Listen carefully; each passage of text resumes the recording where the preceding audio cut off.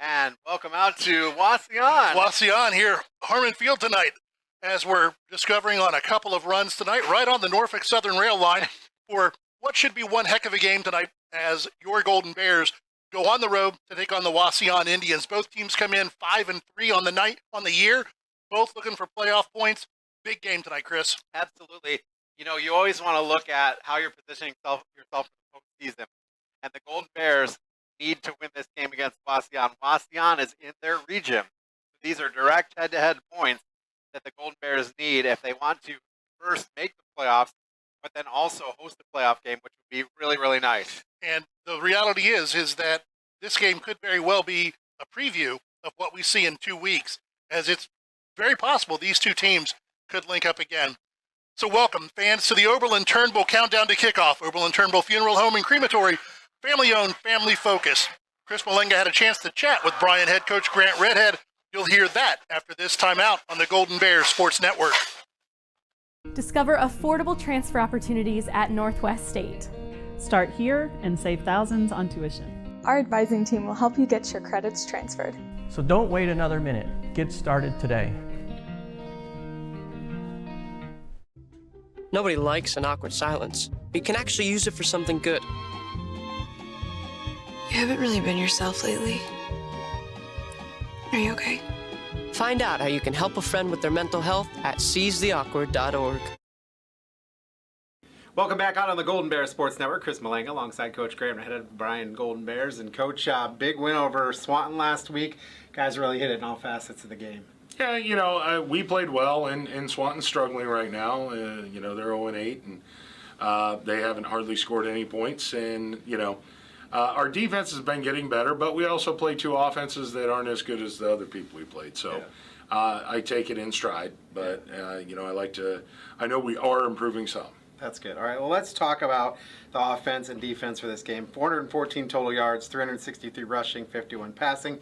You scored on 6 of your 8 possessions in the game, including the first 5.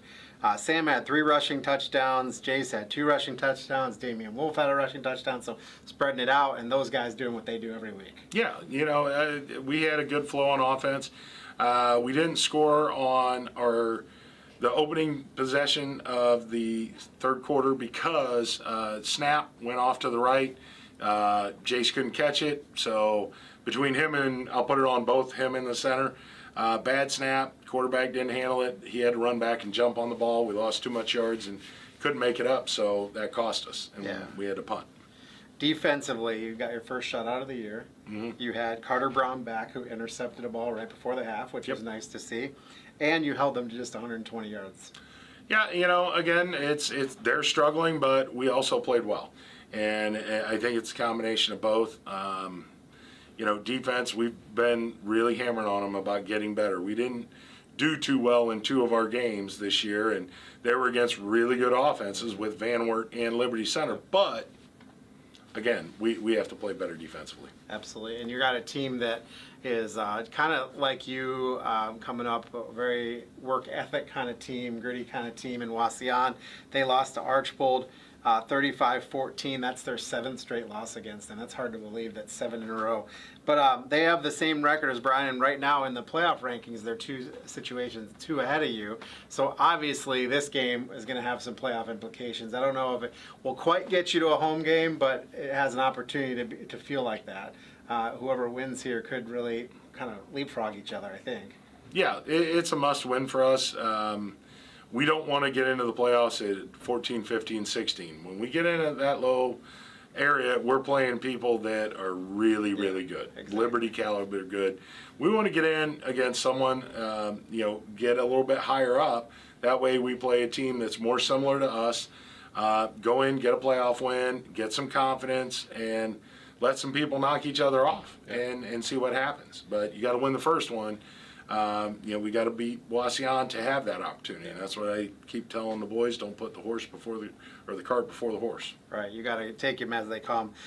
So Wauseon had an interesting game against Archbold. So they lost 35-14, as I said. They turned Archbold over 4 times and could not get it in, including once on their 5-yard line. Yep. If you have +4 on turnovers and don't score any points out of it, that's got to be really demoralizing as a team. Yeah, Archbold's physical. You know, I've watched them play in several of the trade films we've gotten from other teams we played. They played Archbold, and, you know, they're physical, and they got 4 turnovers in the first half and couldn't do anything with them. They did score on 2 big plays, pass plays. 2 62-yarders. And, you know, they're a big play offense, and we have to limit that. When they said it might rain, I said, great. That's good for us because we can run the ball in any conditions. You know, they're not very good up front, but they have good skill at the quarterback and at the receiver, so we'll have to shut them down. So that's kind of what you're looking at offensively. Then they want to get the big play and pass it a lot. Yep, they are very impatient. If they get 4 or 5 yards on a run, they want to go straight to the pass and throw a shot downfield, and then they think they can make it up if they don't. So we got to play good first, second down football, get them to third, hopefully keep them behind the sticks, and get them to punt a lot. What do they want to do against you defensively? Defense, they fly around, a lot of blitzes. They've shown 3 different fronts, a 30, a 40, and a 50 against different people, which we've done that too. Each defense you can shift personnel to give how many you want on line of scrimmage, and it gives them different looks. So with doing that, it really helps. But they're going to blitz a lot, and as they bring the blitzing backers, we just have to keep our heads up and make sure their secondary is fast, but they don't want to get in front of my running backs. I can guarantee that. They'll get plowed over. Yeah. What about special teams? Same Special kid, right? teams, Same kid. yep. Rodriguez is the kicker, and he's getting touchbacks. He's not bad at PATs, punts, things of that nature, but the coverage isn't real well. They take plays off, and we have to exploit that. And I keep telling all the boys, you can't take any plays off. You got to get after it. So hopefully, you know, if we can play well in all 3 facets of the game, and, you know, I don't think it'll be a blowout. Last year was 21-7. That was more than I thought it would be, but I'll take it, and I don't care if this year's the same. Yeah, absolutely. Keys to winning the game if you're looking at what you got to do against them. We have to play physical. We have to knock them off the ball offensively and defensively in line of scrimmage. We have to be able to run the ball effectively and keep their offense off the field, get them behind, make them take chances in the passing game. I think we'll be all right. All right. Well, we wish you the best of luck against Wauseon. Hopefully we'll see a little bit of rain. Help you guys out. If we do, great. If we don't, you know, I told the boys it's a must-win, so hopefully our mental preparation comes through. All right. Well, Coach, wish you the best of luck, and we're going to take this time out. Come back with more after this on the Golden Bears Sports Network. To the Bryan Golden Bear fans, those who made donations to the cause, to the school board and administration, and everyone who played a role in this project. We just want to say thank you! Phase 2 of the Capital Improvement Project includes field upgrades at Rec Park, a new softball field, and revitalization of soccer fields on the former Washington School property, and renewal of practice fields on the BCS campus. Let's finish the project and build champions. Go Bears! Bryan Bill! Welcome back to Wauseon. Tonight's NWOAL action, the Bryan Golden Bears on the road to take on the Wauseon Indians. Tonight's broadcast, a special thanks go out to all of our sponsors, Andres O'Neill and Lowe, Bryan Athletic Boosters, Bryan Parks and Rec, the Daniel Van Atta Agency, Fackler Monument, Jason Dietsch Automotive Services, Newcomer, Schaefer, Spangler and Breininger, Northwest State Community College, Oberlin Turnbull Funeral Home and Crematory, Starks Plumbing and Heating, and the Veteran Services of Williams County. Huge thanks goes out to them. Golden Bears coming off a couple of really nice wins, Chris. They absolutely have. You know, big wins. You had to win the easy game. You had to win the game against Evergreen. You had to win the game against Swanton. You had to win those games in order to keep moving forward with your plans. And so it's nice to see 2 games where they impose their will just a little bit, particularly against Swanton. And now they look to a game that's going to be much tougher for them. But I think this game against Wauseon is a winnable game. I think it's a nice matchup for the Golden Bears. One of the things that we'll get to a little bit later in our broadcast is the weather tonight. This is Bryan weather, and we don't talk about wind often in football. Normally, if you're broadcasting a baseball game, is a wind blowing out or the wind blowing in. But one of the things that we run into is an 18-mile-an-hour wind with rain coming in about an hour. That always helps the running team, and that's what the Golden Bears do better than anybody in the conference. Absolutely, and Sam Harrell is a big part of that. He's hard to take down. He keeps his feet moving, and Jace Kepler can take off and run as he needs to. So that's kind of a two-headed monster there. And when you look at Wauseon has one game plan, and they want to chuck it down the field. They want to throw it all over the field. They're going to throw it about 70% of the time. The other nice thing that we saw last week is a couple of really nice runs by Damian Wolf in that ball game, that being able to give him in a little bit of a change of pace.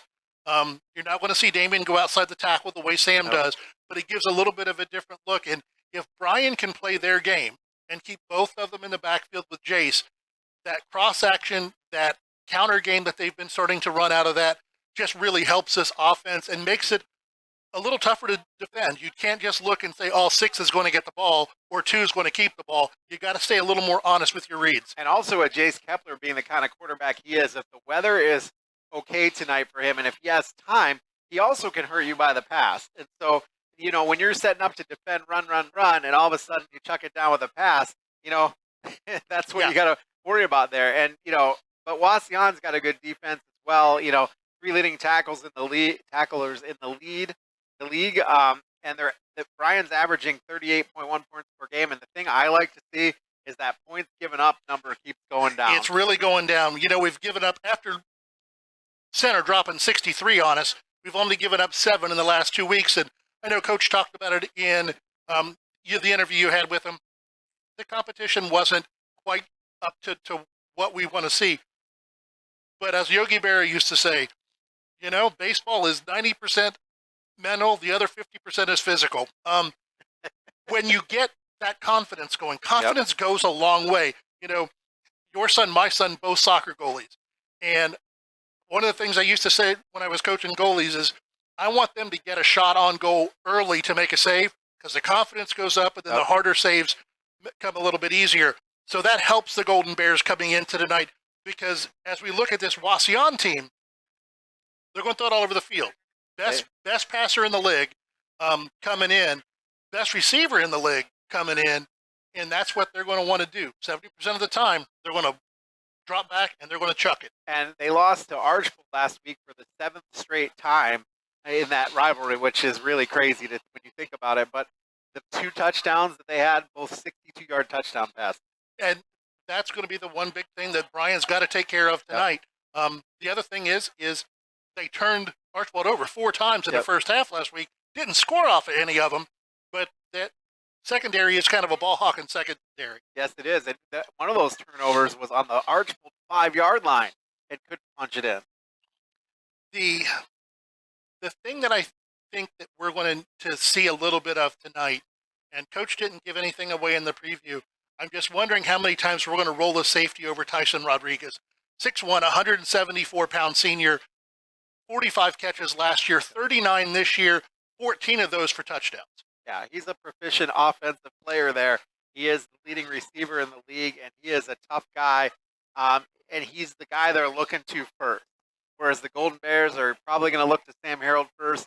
Tyson Rodriguez is the guy that they're going to look to. And we're going to see him all night. He also handles their punting duties. He handles their extra point and kicking duties. He's got 4 field goals on the year. He's just kind of an all-around good athlete.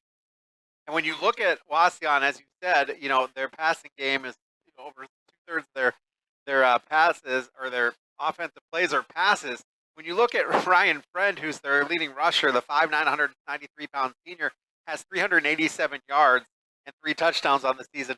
We could add 387 yards with Sam Harrell last week against Swanton. If there wouldn't have been a running clock, and if they had played Sam the whole game, I think he would have eclipsed that mark and would have been looking at more records falling. That's what we've got tonight. We've got a team that's going to want to run it. We've got a team that's going to want to throw it. This is one of those impose your will games. Both teams 5-3 come in tied in the league. Wauseon, because of secondary points of a couple of their wins, a couple spots ahead of the Golden Bears in the playoffs, and that's what we're going to want to flip tonight. Let's take a break for a word from our sponsors. We'll come right back, get to the keys to the game, take a look at all the other things going on here around Wauseon tonight. You're on the Golden Bears Sports Network. The Fountain City Amphitheater provides opportunities for families and friends to have fun at many different events. After winning Season 21 of The Voice on Team Kelly, Girl Named Tom recently performed a free concert on the AMP's incredible outdoor stage, thanks to numerous corporate and family sponsors. With a 5-tier sponsorship opportunity, you can help support this project and all that is to come. Sponsorships promote brand exposure and include unique bonuses with each tier. To learn more about how you can help provide quality programming at the AMP, visit cityofbryan.com/FC Amphitheater. Welcome back here to Harmon Field in Wauseon. The band's getting ready to take the field. We know that means it's getting time for football. Taking a look at this one tonight with these two teams and taking a look at what we've got coming tonight. Should be a dynamite ball game. I liked one of the announcements that came out early in the pregame that the OHSAA is in need of officials. It's true in every sport. We were starting to see some games last year that were actually postponed or canceled because of a lack of officials. And so we take our hat off to the officials for tonight. Our game officials tonight, sponsored by Tri-State Vision Center. Tri-State Vision, serving the area since 1977. Contact us either at our Bryan or Montpelier offices for all your eye care needs. John Blessing, nice name for a referee. Yep. Zach Meredith will be our umpire. Chris Mikonowitz will be our line judge. Brett Meredith, probably related to Zach, is a head linesman. Mark Canuzel will be the back judge, and Dan Miller will be the center judge tonight. Hopefully they don't have to do a whole lot of throwing that yellow flag around. We don't want to see a lot of yellow flags. So, interestingly enough, when you looked at Wauseon coming into the season, they were predicted to be a run-first team, and it's turned out to be completely opposite. Everything that you read, when you look through all the preview stuff, and, I tried to go and scour the Blank Swamp magazine and listen to Which is awesome, by the way. It's an amazing production they've got going on out of there with Lynn Grohl and his crew. Also, watch their big YouTube special on the preseason, that big, long, half-a-day thing where they bring in all the coaches.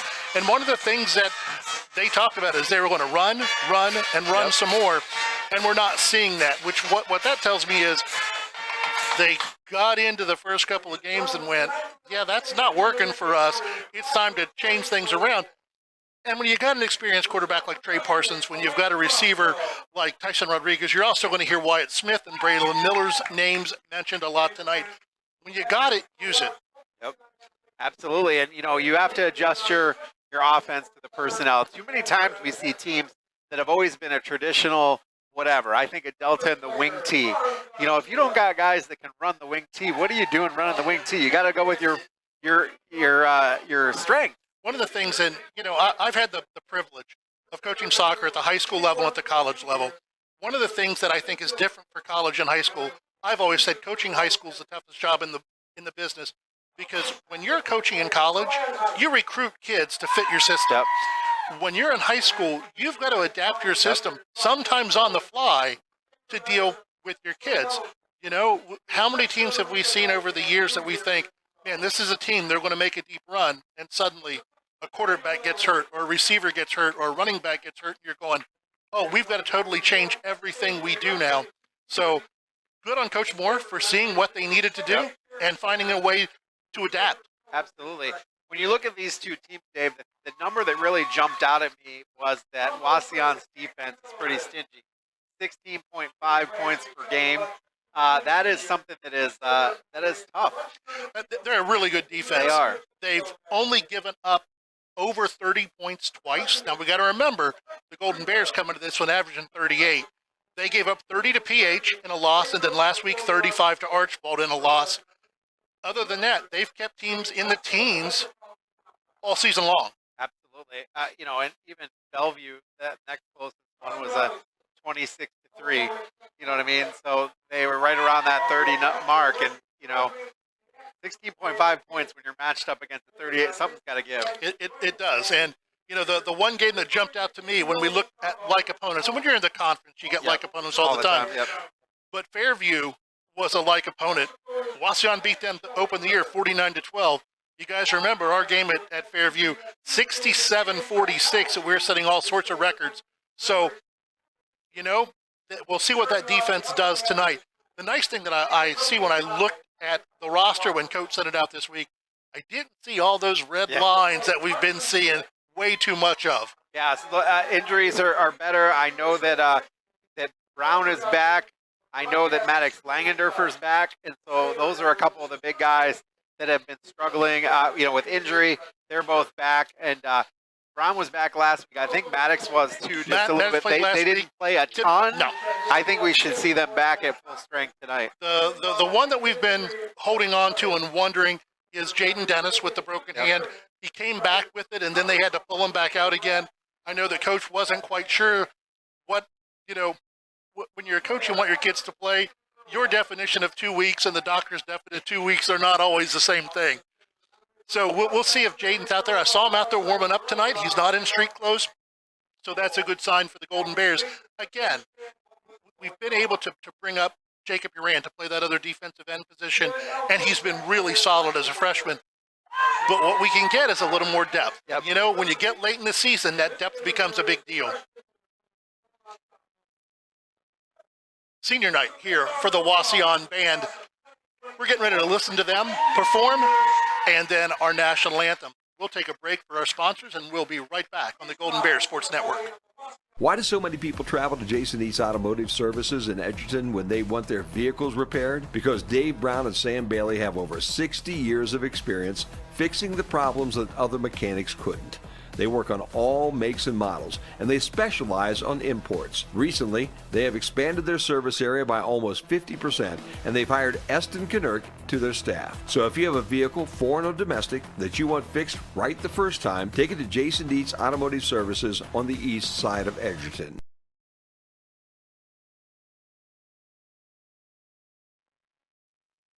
Welcome back here to Wauseon. Let's take a look at our Carlin Company keys to the game. Our keys to the game tonight brought to you by the Carlin Company, Realty and Auctioneers. Your hometown real estate company for 45 years. Consistently remained number one in Williams County and the surrounding area since 2007. Call us for all your real estate needs. Golden Bears tonight. They need to win it in the trenches. Yes, they do. They don't need to blow Wauseon off the ball. They just need those creases and hold that edge for Sam. Big thing defense, get off the field on third down. None of those big plays like we saw at Patrick Henry, and then feed the beast. If it starts to rain tonight, the more you can run Jace, and the more you can run Sam, and the more you can run Damian, that begins to take a toll. When you look at this Wauseon team, when they got their lineups, they didn't have many too deep. Most of their guys are like us, go a bunch of both ways, so feed the beast and wear them down with the running game. What do you got for the Indians, Chris? Well, when you look at the Indians, the first thing they're going to do is win the turnover battle, but also capitalize. Last week, they got a +4. I think they may even be +5. They were +4 in the first half. I think +5 for the game. They did not get anything out of those first 4, including one time they were on the 5-yard line of Archbold. So if they want the turnover battle to happen, they also want to capitalize after the turnover. They also want to hit 2 or 3 big plays. We saw against Archbold, they lost 35-14. Their 14 points came from 2 62-yard touchdown passes, and that's what they want to do, 2 or 3 big plays like that.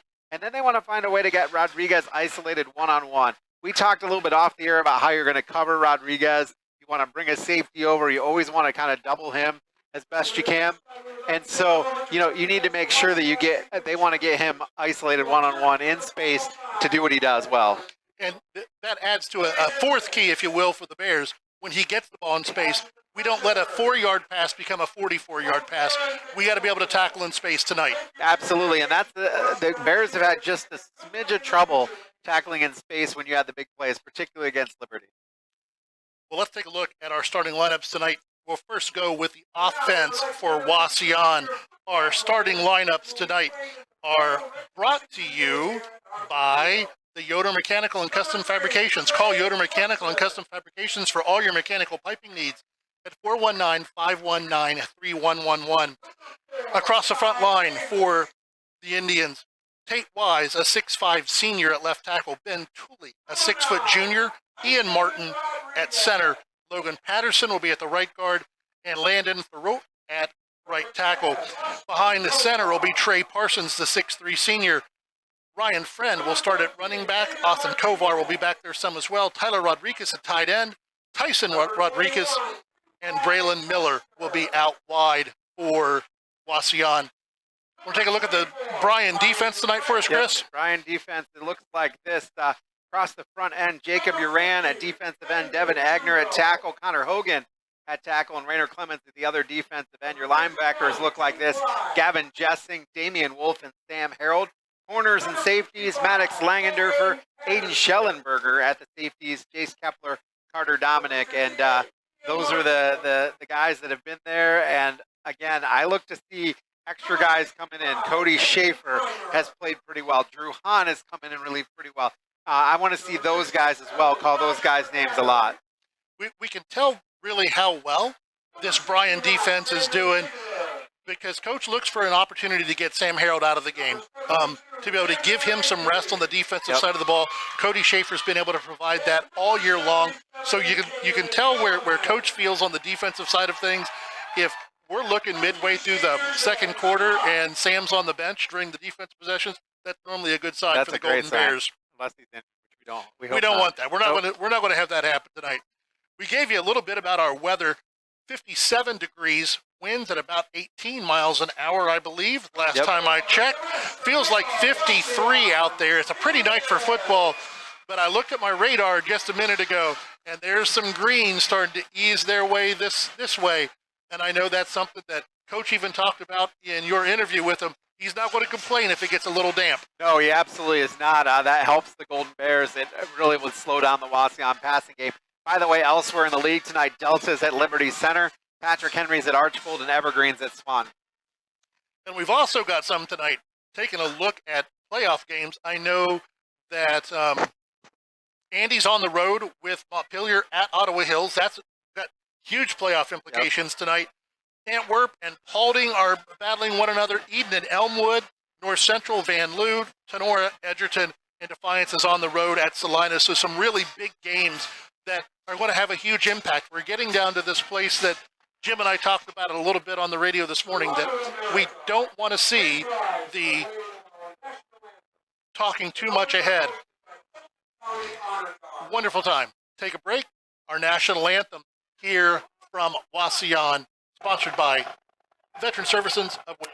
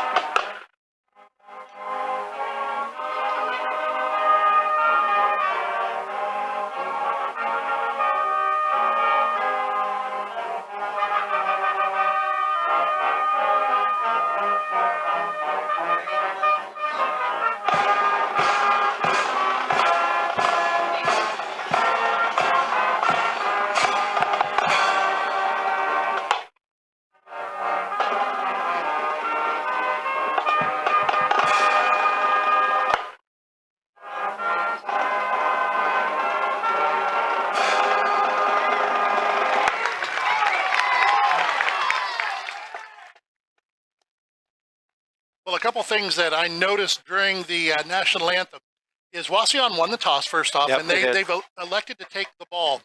That wind is blowing very hard left to right. Wauseon's taking the ball, and they're going to take the wind in the first quarter. So the other thing that we noticed when we came in today is the Golden Bears are 2-0 wearing purple pants, and they're in their white jerseys tonight, but they've brought the purple pants out. Folks, it's been a joy. This has been the Oberlin Turnbull Countdown to Kickoff. Oberlin Turnbull Funeral Home and Crematory, family-owned, family-focused. It's about time for kickoff, partner. It is, and our kickoff is being sponsored by Bryan Ford Lincoln. Register for our kickoff contest at bryansports.com. We'll draw one lucky contestant each week If the Golden Bears return their opening kickoff for a touchdown, that would be the second half kickoff. They'll win a $150 Bryan Ford gift card. Bryan Ford Lincoln, where good values mean a great deal. Today's contestant is Amanda Langham. So you watch the second half kickoff. We don't want this one to be returned. Absolutely not. So we said you're going to hear his name a lot. Tyson Rodriguez back deep for Wauseon, standing at about his 13-yard line. One of the few games this year that Bryan plays on natural grass with the home turf in. But the one thing we noticed during pregame is the turf is really hard. Yes, it is. Balls are bouncing. Yep. So you ran with the kickoff high, end-over-end kick into the wind, short, going to be taken at about the 30, brought out to the 35, 36-yard line. I believe that was Austin Kovar on the return. He did, and he got out, and the Bears did a very nice job of getting things figured out. Cody Schaefer came in and made the tackle and didn't give too much of a return. You know, with us not being able to bring the live stream, the video tonight until after the game, one of the things for folks on the radio, you really can't see just how mad that kick got. That was one of, I thought, Jacob's best kicks of the year, and it just got up in the wind and died. Yep, it absolutely did. Crazy. Wauseon coming out on a spread. Parsons behind center, one back at the backfield. That'd be Friend. Two wide each side. Going to give it to Friend up the middle on the first gain. He's out near midfield, first down. Nice run that time for Ryan Friend. Well, we talked about how they want to throw the ball, and the first play from scrimmage goes to Ryan Friend. Carter Brown on the tackle for the Golden Bears. Looking to find where Rodriguez is in the formation, if he's going left or right, and see what the Bears are doing with him. Going with a tight formation this time. Double wing. Parsons in the backfield with Friend. Back to pass.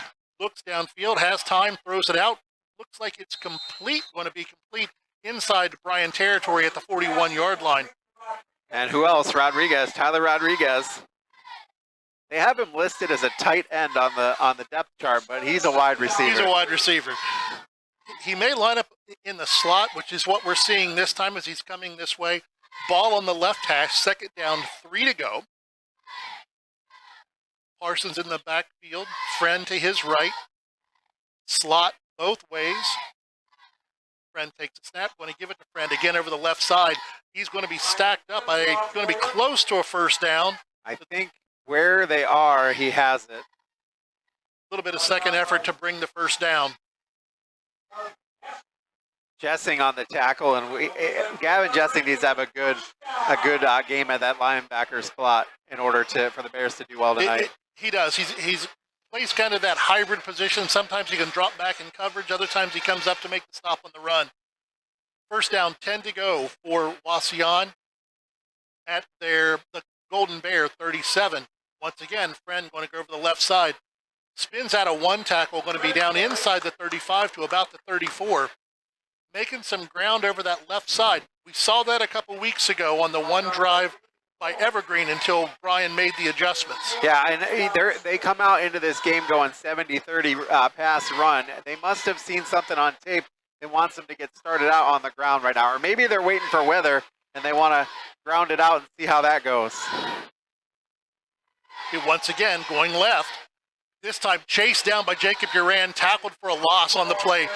Way to fight off the block and chase him down. Absolutely. Uran did a really good job right there. He wasn't fooled at all. Sam Harold was also in pursuit, but Uran was the one that got to him first. And this is what the Golden Bears want to do. You keep them out of their progression. Third down, 9 to go. Ball at the 37-yard line. Need to go to the 28. Two receivers wide to the right, slot to the right. One man out by himself on the left. Parsons back to pass. Pressure comes. Stands in. Throws it.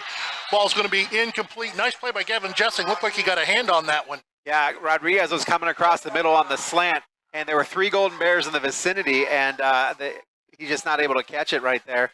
Not up around 4th down. I believe on this side of the field, though, they're probably going to go for it. I'm thinking with the wind in their favor, yep. Chances are in a wind like this, even if you try to pooch it, it's going to end up somewhere in the end zone. You're not going to get a big gain. So 4th down. Big play for the Golden Bears on defense. Not something we've had a lot of success with this year is getting off the field on 4th down. Well, he's got Friend as a tailback, still same wideouts he had on the last play. Back to pass.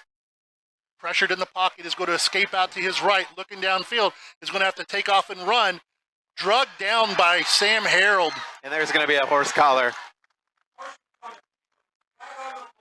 Although, I don't know. Let's take a look here on the replay. Going to give a 5-yard face mask. I don't think that's going to be enough for a first down. Oh, and there was a face mask on the offense. On the offense. Let's see what they do here. Personal foul, face mask on. Ooh. I'm not sure about that. I'm not sure about that one. It looked like it went the other way. You're allowed to stiff arm, but you can't do. We're going to look at it here again. The Welling construction replay. Harold gets good pursuit as Parsons is flushed out of the pocket. I don't see Sam grab a face mask at all. Yeah. Looked like maybe a horse collar, but wow. But whatever. It's first down. 10 to go now. Ball setting at the 19. 9:20 to go here on your main stops of Northwest Ohio scoreboard. 2 receivers left, H-back to the left, 1 back to the right. Parsons gets a snap once again. Friend over that left-hand side, spins out of 1 tackle. Jace Keller meets him in the secondary. Brent drags him down. Good hustle by the Golden Bear defense that time. Absolutely, and there was a big hole there that closed very quickly for Friend. And 3 Bears in pursuit. Kepler got him first. Second down, 8 to go. Ball setting at about the 17.5-yard line. Clock rolling at 8:39 to go here in the first quarter on your main stops of Northwest Ohio scoreboard. Friend once again going left, stretched out by the Golden Bears. He turns upfield, going to be run out of bounds just inside the 15. And it's not going to be enough for a first down there. That one looked like it was real slow to develop. Harold again on the tackle, shoving him out of bounds. Going to bring up third down, 6 to go officially.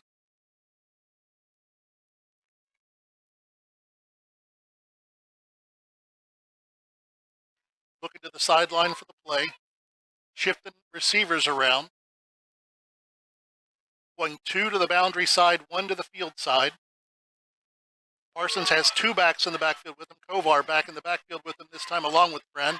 Going to give it to Friend. He's going to come the other way. He's going to be met and stuck. Damian Wolf filled the gap. Yeah, nice job there. You know, he had 2 options there, Kovar and Friend. He handed to Friend, and Friend just tried to bounce off his tackle there, and Bears able to take him down. It's going to be interesting to see. It'd be a 31-yard field goal from here. Doesn't look like Coach is thinking about it. You got a kicker who's kicked 4 this year with the wind at your back. Coach is on the field. He may take a timeout to think about this one. And he is. He's going to take a timeout, and we'll take one with him. No score here from Wauseon on the Golden Bears Sports Network. Discover affordable transfer opportunities at Northwest State. Start here and save thousands on tuition. Our advising team will help you get your credits transferred. So don't wait another minute. Get started today. Every day, thousands of kids start vaping. So if you want to talk to your kids, you got to get it trending. I was just trying to get your attention. Could I just ask? Visit talkaboutvaping.org for tips on when and how to have the vape talk.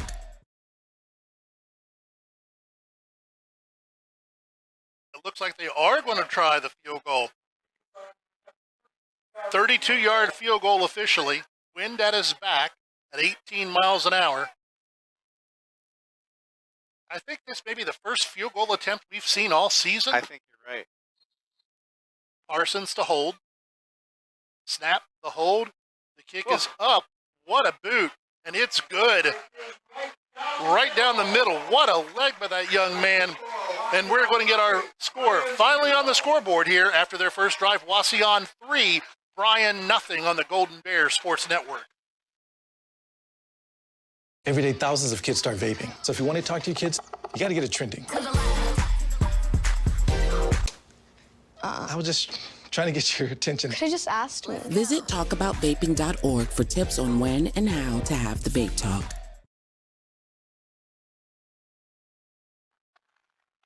Welcome back here to Wauseon. 7:41 to go in the first quarter. Wauseon drove downfield, took a 3-0 lead on the Golden Bears with a field goal by Tyson Rodriguez, 32-yarder. I think that may have been good from 45. He got all of that one. And I am guessing, just guessing, that with his leg, I'm not sure that there's going to be any chance to return this one with the wind at his back. And the Golden Bears really set up in almost a pooch or an onside formation just in case. Well, if the feeling is you're not going to be able to return it anyway. He gets his leg into it, and it is high, end over end and deep. And it goes through the end zone, almost in the air. The Golden Bears will take over first down. I tell you what kind of would it be if the Golden Bears had a kicker or a situation where an automatic field goal happens? You know what I mean? It would be absolutely amazing. It's one of the things that we don't see a lot of. You don't. In many schools, and it's a weapon. You know, I mean, on a play, instead of having to go for it on 4th down and 5, you go out and you take your 3 points. You get something to go. It's always good to have that in your bag, and there aren't many schools that have that weapon this year. No, absolutely not. First down 10 for the Golden Bears, 2 in the backfield for Kepler. First handoff's going to be to Damian Wolf over the right-hand side, gain of about 2 on the play. I like the usage of Wolf early on. I do too. Keeps your defense a little bit honest. Gain of about 2.5, second 8 on the play, to go for the Golden Bears. Carter Dominic's in as a tight end right now. A little bit of a different look for the Golden Bears. I was wondering this year if we want to see that a little bit with his size. That time of the season where he can start messing things up a little bit, giving folks a little bit of a different look. This time it's going to be Sam. He's going to drive up forward to about the 25, where he's going to be wrapped up and brought down by Braylon Miller.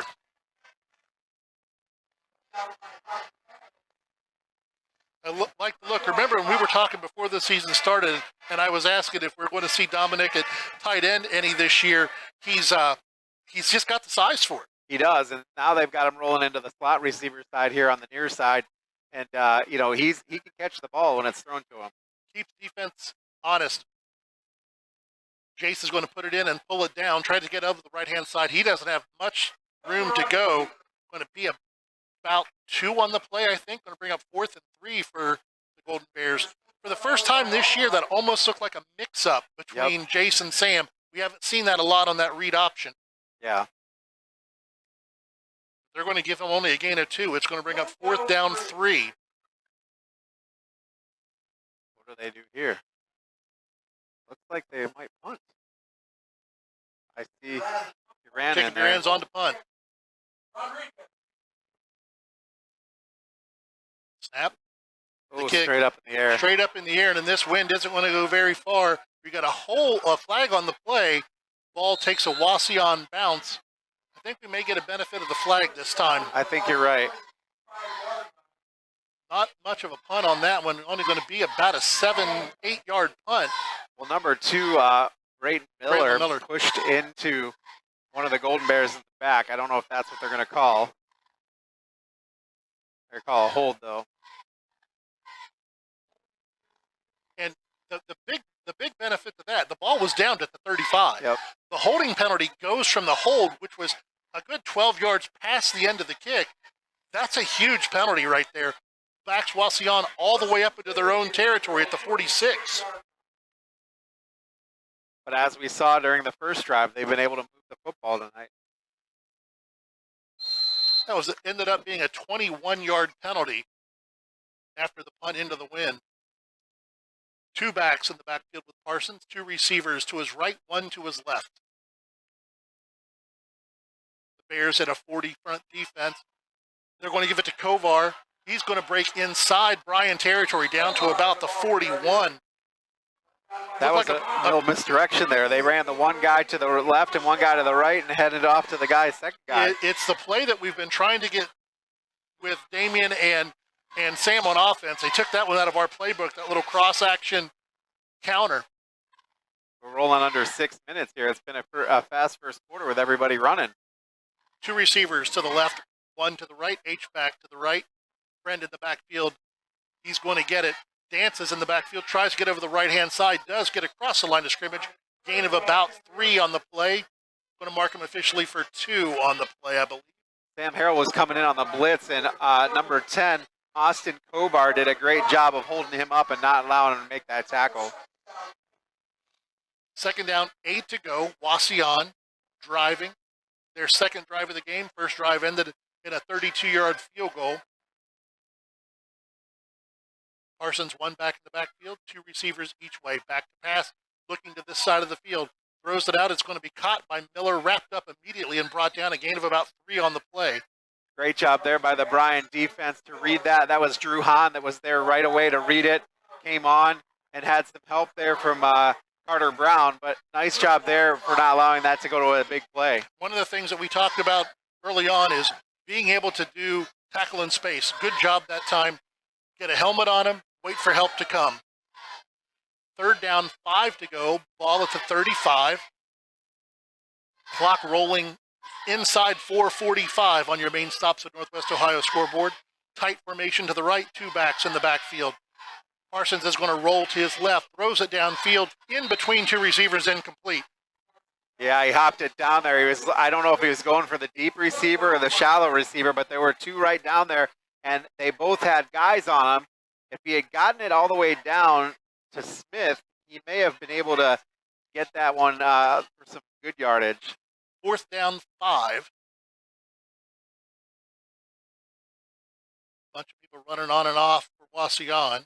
I can't imagine that they would kick a 50-yard looks like they're going to go field for goal. it here. Tight formation. Bears need to make sure they stay home right here. Quick snap.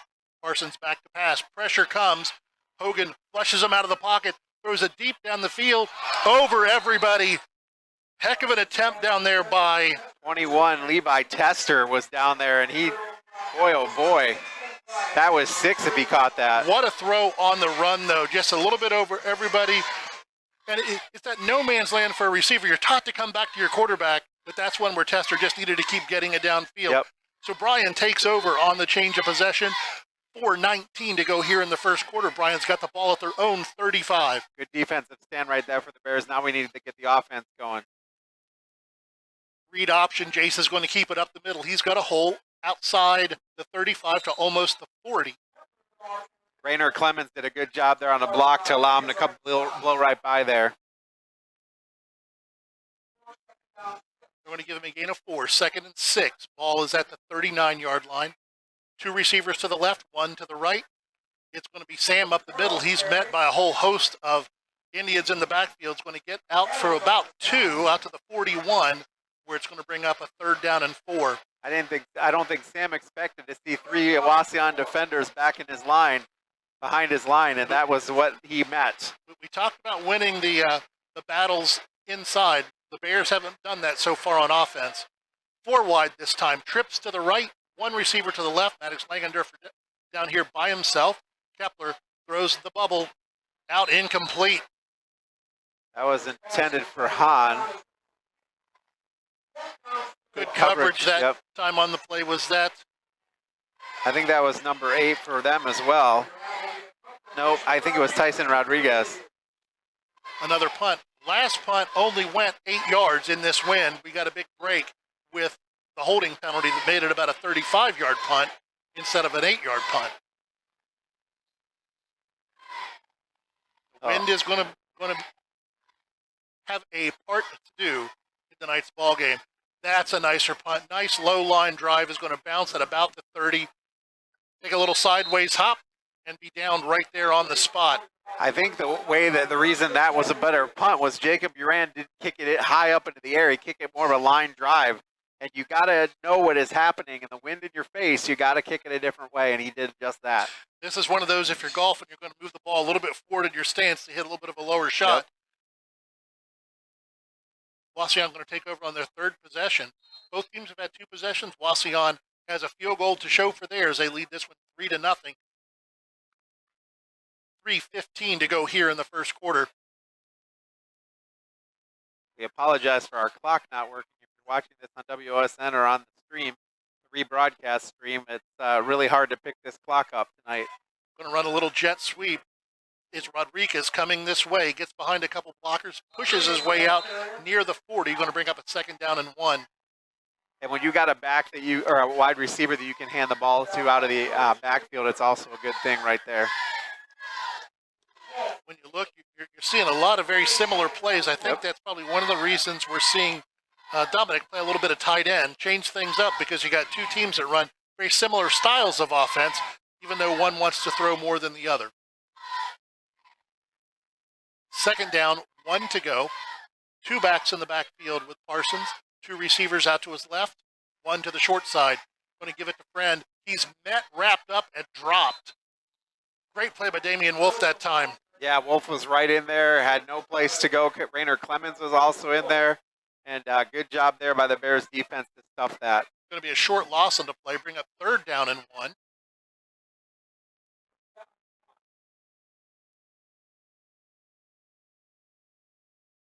One of the things that, when you think of the spread offense, a team like Wauseon, you always think hurry up. They don't huddle, but they're not in a hurry. Nope. Their quarterback likes to come about halfway towards the sideline to get the play in. Tight formation to the left, 1 receiver to the short side of the field. Parsons is going to, it's direct snap to Rodriguez on a wildcat. He gets her out over the left-hand side, out over a 1st down. Ran a good old wildcat play that time. Yeah, absolutely. They had 3 backs in there, so no idea who was going to get the ball. And Rodriguez just took it, went. Nice job around the end. Bears were frustrated there. 1st down for the Golden Bears, for the Indians. Oh, we got a penalty on the play. We do. They haven't moved it. Block in the back on Bryan? Bryan? Huh. I didn't see that one. Well, Coach Redhead is not going to be happy with the penalties so far tonight. The 2 penalties. That face mask that didn't really look like a face mask, and then this one I just missed. I didn't see any flag come down either. But, and you know, they could have got Sam for a horse collar, not a face mask, but as a coach, you want to see him make the call. Right. So 1st down now inside Bryan territory. Ball's on the 43-yard line for the Indians. Trips to this side. Parsons back to pass. Throws deep to his left. Miscommunication between him and his receiver. Receiver bit off the route, and he threw it deep. Yeah, that was definitely going to go down the right side to, or the left side rather, to Tyson Rodriguez.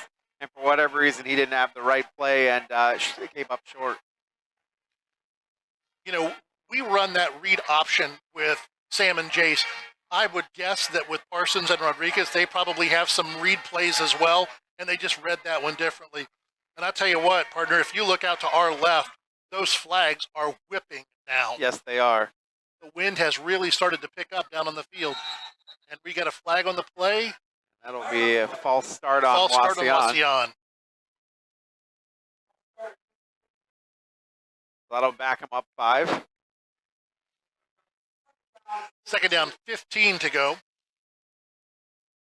1:21 to go here in what has been a fast-moving first quarter. Wauseon starting out with trips to the right. See if they change the formation as everybody looks at their wristbands.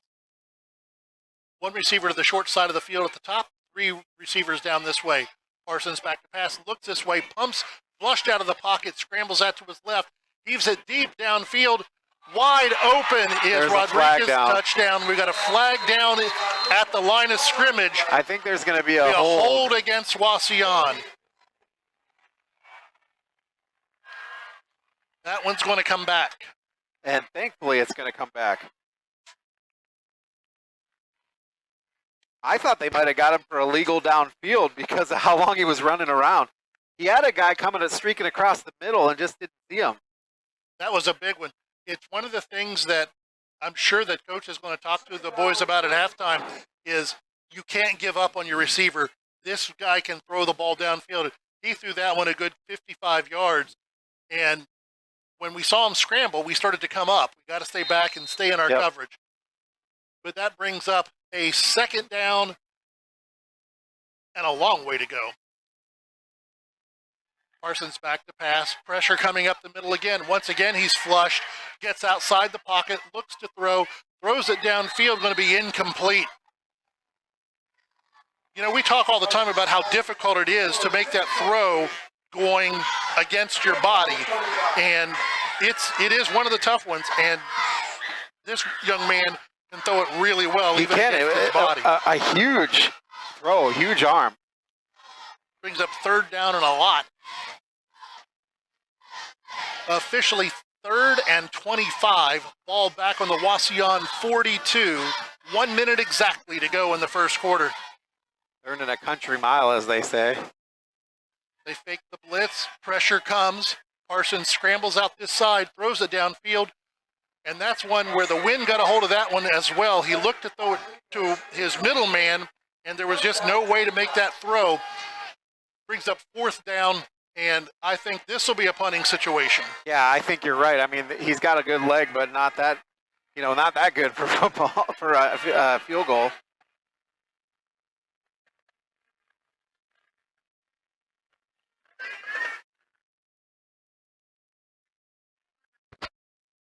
Rodriguez on to punt, 54 seconds to go. You can tell how much they respect this young man's leg, especially with this wind. Snap comes back, pressure comes, gets the punt off, a booming punt, going to be a fair catch and muffed. I don't think anybody knows what's going on right now. Yeah, honestly. He picked it up at the 1. That's where it should be Brian Ball, I think. You cannot return a muffed fair catch. Right. So he did the right thing. But it's going to be where we take the ball, I believe. So I believe it's going to be at the 1 yard line. 40 seconds to go here, first quarter, by the way. They're going to have a discussion about this, though. No one's quite sure. The official just put his arms up, shrugged his shoulders. Let's see what they discuss. Coach Moore's out on the field. Fair catch was muffed, but picked up by a returner. They're going to move it back to re-kick it, it looks like. That's interesting. I've never seen that I don't before. think that Coach Moore's happy with that. He's talking to both of the officials. I wonder why they would move it back. Coach Redhead's got his explanation, but we're not hearing anything from the officials on what the call was. I'm wondering if maybe the ball wasn't marked ready for play. Because when the ball was snapped, nobody moved. Yeah, that could have been. So I'm wondering if the ball just wasn't marked ready for play, and so they're going to have to replay the down. Ooh. Punt this time, not nearly as good of a punt.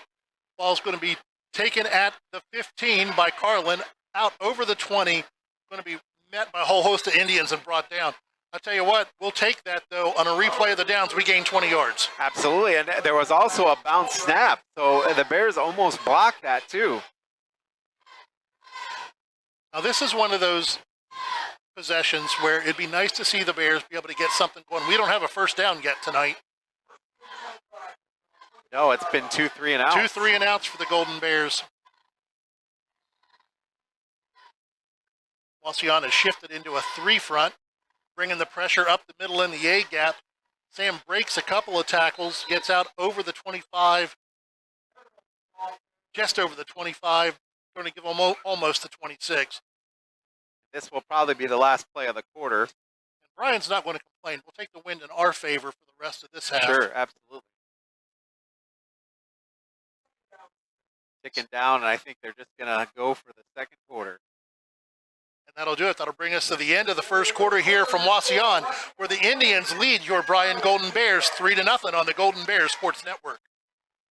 Here at the Williams County Veteran Service Office, our mission is plain and simple. We are here to serve our local Williams County veterans and their dependents. We are staffed with trained service officers who have the compassion and understanding to assist their fellow veterans in obtaining all federal and state benefits that they have earned. Additionally, we provide emergency financial assistance and transportation to VA medical centers. So if you're a veteran or a dependent of a veteran, stop in today and see how we can help you at the Williams County Veteran Service Office. Rooting on the Golden Bears is a tradition that brings us all together. Just like the sports we love, another tradition has stood the test of time. Oberlin Turnbull Funeral Home and Crematory since 1922, We've been part of the community, supporting you in the moments of celebration and loss. Just like a team, we understand the value of traditions and the love that binds us together. So whether it's cheering for a win or celebrating a life well lived, remember we are here for you. Oberlin Turnbull Funeral Home and Crematory. Family owned, family focused.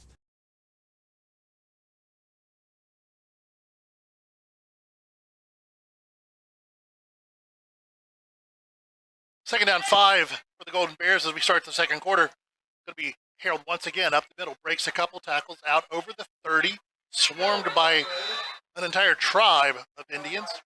I see Looks what like you it's did going to be there. enough for the first down. You see what I did there? I saw what you did there. First down of the game comes on the first play of the second quarter for the Golden Bears. Got the wind at our back this time. And the wind is whipping, y'all. We haven't seen the rain start to come yet. It's coming. I just got an alert. 2 receivers to the left, 1 to the right. Once again, it's going to be Harold. He gets out over to the short side of the field, tripped up outside the 40. Just a smidge short of the first down. Could be about a yard and a half. One of the first runs all night that Sam's been able to get loose. And one of the things that Coach said in his interview with you is nobody in the Wauseon backfield wants to hit Sam head on. Rodriguez went low that time. Wolf this time, he's going left. He's got a first down out near midfield, dragging Indians with him. Rodriguez and Coe are in on a tackle for the Indians. Another first down for the Golden Bears. The offense starting to get a little bit of footing behind them. Going in quick, it's going to be once again Sam goes left, dances out to near midfield, not much on the play.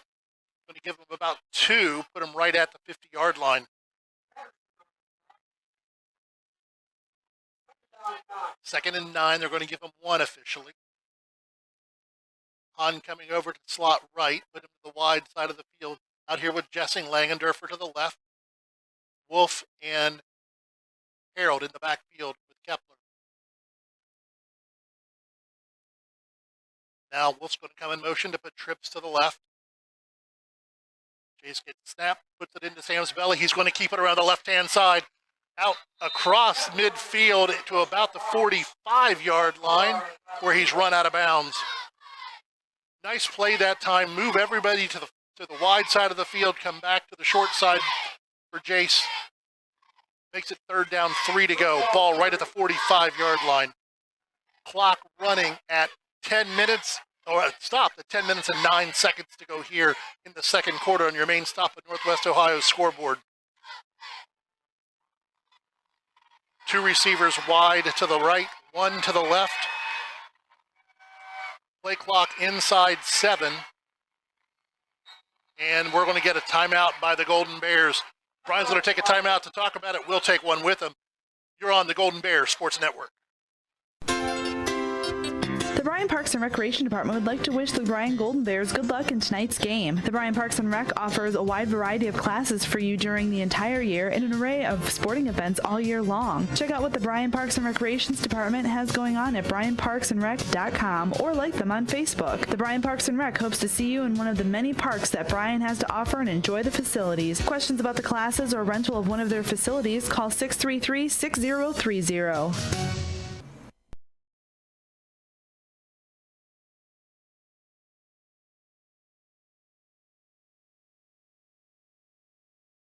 Ball at the Wauseon 45-yard line. We are at 10:09 to go here in the first half. Wauseon leading 3-0 on a 32-yard Tyson Rodriguez field goal.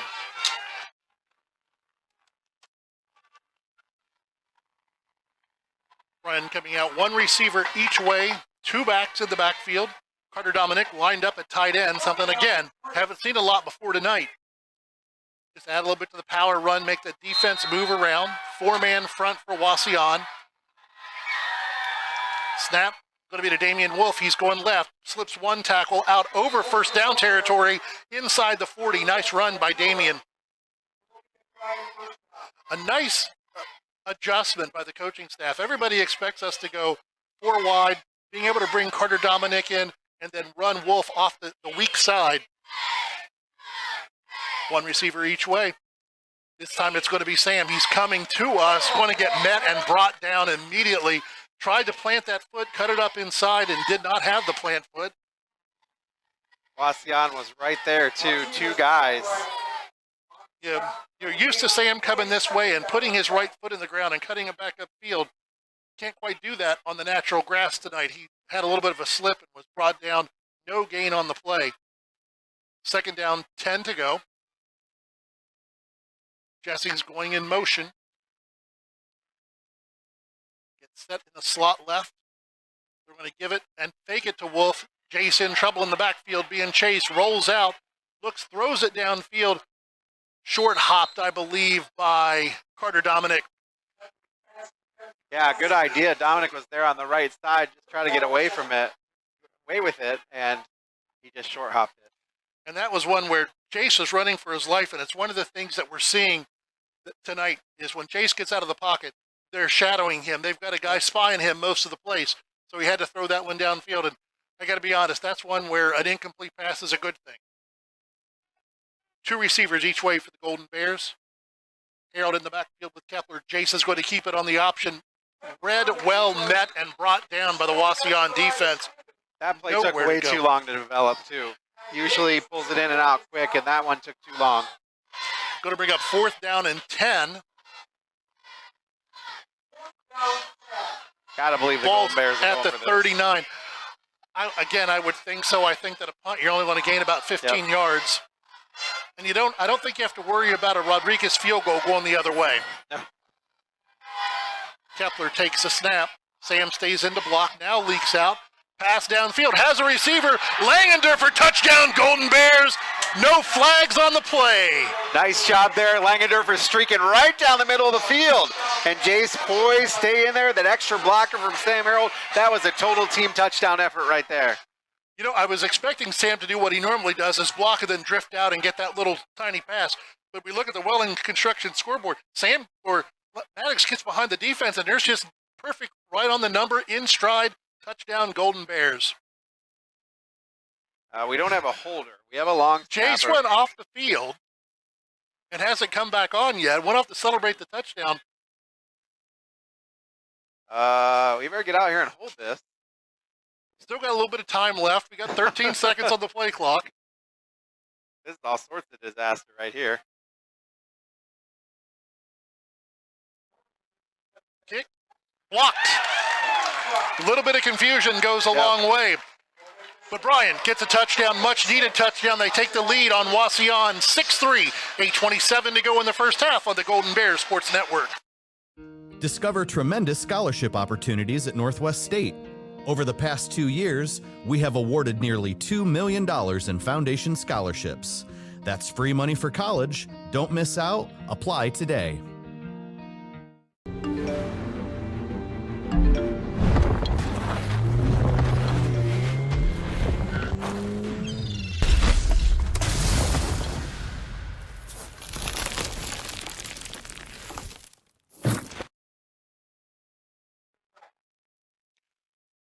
Welcome back here to Harmon Field in Wauseon, where your Golden Bears lead the Indians 6-3 on a 44-yard. Chase Kepler, Maddox Langendorfer touchdown. The extra point was blocked. Jacob Uran on to kick off. High end over end kick. Going to be taken by Rodriguez at the 10.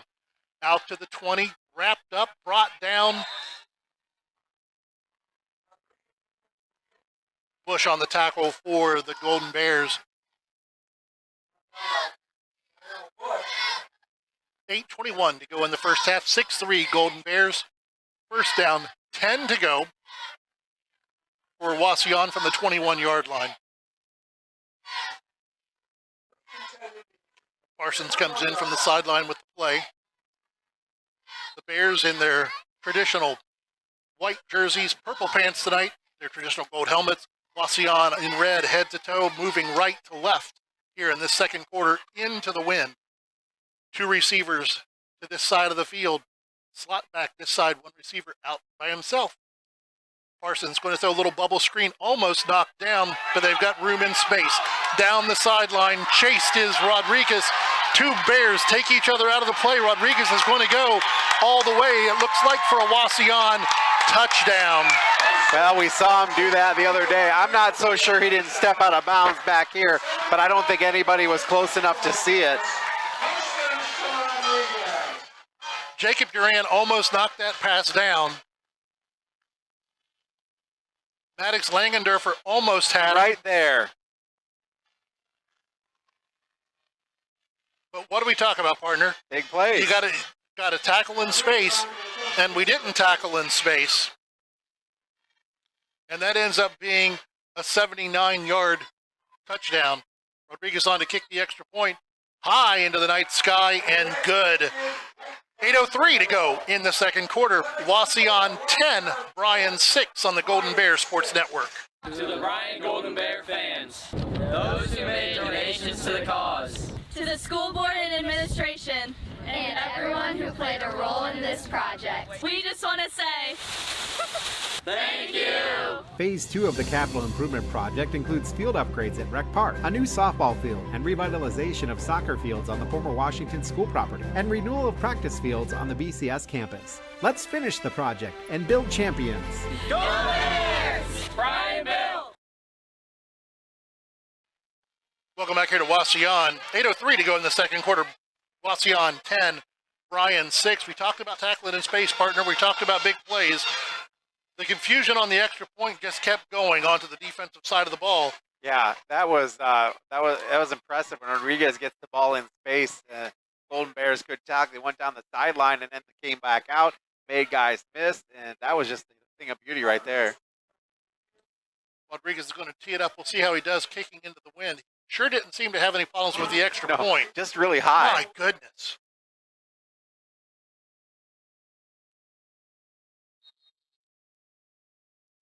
How frustrated is Coach Redhead after that extra point debacle? He's got to be absolutely livid. And we gave room. That's trouble. Nice pickup there. Nice return on the play. Was that Drew Hahn? Yep. We put our feet on the 15. The wind knocked the ball down. I think that Drew thought it was going to go in the end zone.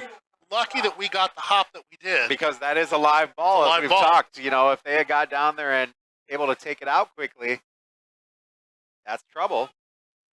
It'll be first down for the Golden Bears at the 22-yard line. Two receivers each way. Sam in the backfield with Jace. Kepler takes a snap, pulls it out, takes off to his left. An interesting little pass out to the side. Little shovel pass. I'm not sure if that was a pass or a lateral. I'd like to see it again on the Welling Construction replay if we can. The regular read option we usually see, and then a little lateral out into space to Carter Dominic. That was a run. I like that. Little wrinkle there. I think if I was a coach, I'd rather the pass be going forward because then you don't have to worry about the fumble. But a nice gain on the play. Harold's going to drag Indians forward for a first down. Running's been tough for Sam Harold tonight. Wauseon has watched their game film and knows that he's the guy that's going to be your backbreaker, and so they're doing a nice job on him. So it'll be interesting to see if Wolf can get in there and mix things up just a little bit. See that a little bit. We may see a little bit more play action, too, as they are loading the box and walking a safety down. Hahn in motion. Jace gives it to Sam, goes out to the left side, out to about the 40 where he's brought down. Again, rough sledding. He's only, for a guy coming in averaging almost 10 yards a carry, he's getting tough yards tonight. He is. Boy, a little bit of a late hit out of bounds, too, over on that sideline. 2nd and 6 to go. Ball right at the 40-yard line. 6:38 to go here in the first half on your main stops of Northwest Ohio scoreboard. Open when you need them. You're always near a main stop. Thirsty Thursday is every Thursday. Anthony Weber in the slot receiver on this near side here. Let's see if that changes anything. Jace is going to roll. Looking downfield. Pressure's coming. Tries to escape. Just has to throw it away. And that is not intentional grounding, as he was out of the tackle box, plus he had Carter Dominic there. I know that a couple Wauseon sideline people were looking for that call. 3rd down, 6 to go for the Golden Bears.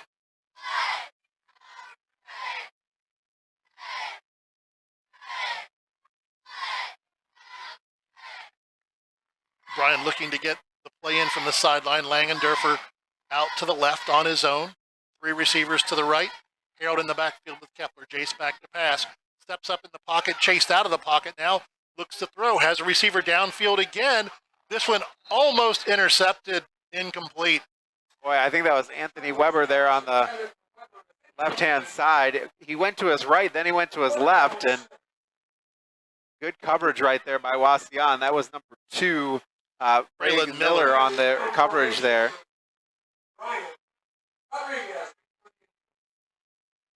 This is trouble here. The Bears haven't been able to move the chains at all, and you've got your strongest player right there back to receive. Punt from Uran. Good punt. Wind at his back this time. Going to be muffed, fallen on. I tell you, the wind is playing havoc with the kicking game tonight. It is. Not many returners have had a clean catch of the ball. No, they haven't, and the Bears did a good job getting down there quickly, too. They were in the vicinity when the ball squeezed out. Rodriguez did a nice job getting back on it. Good heads-up play by Rodriguez to get back on that one. But, the returning punts is tough. You've got the, you're trying to wave your fair catch. You're looking where the ball's at. You got the wind coming. Got one of the young men from the Indians walking off the sideline with his jersey off. Yeah. Not sure what number that was. Holding his right shoulder. Friend going to take the ball out over the 30 to about the 31.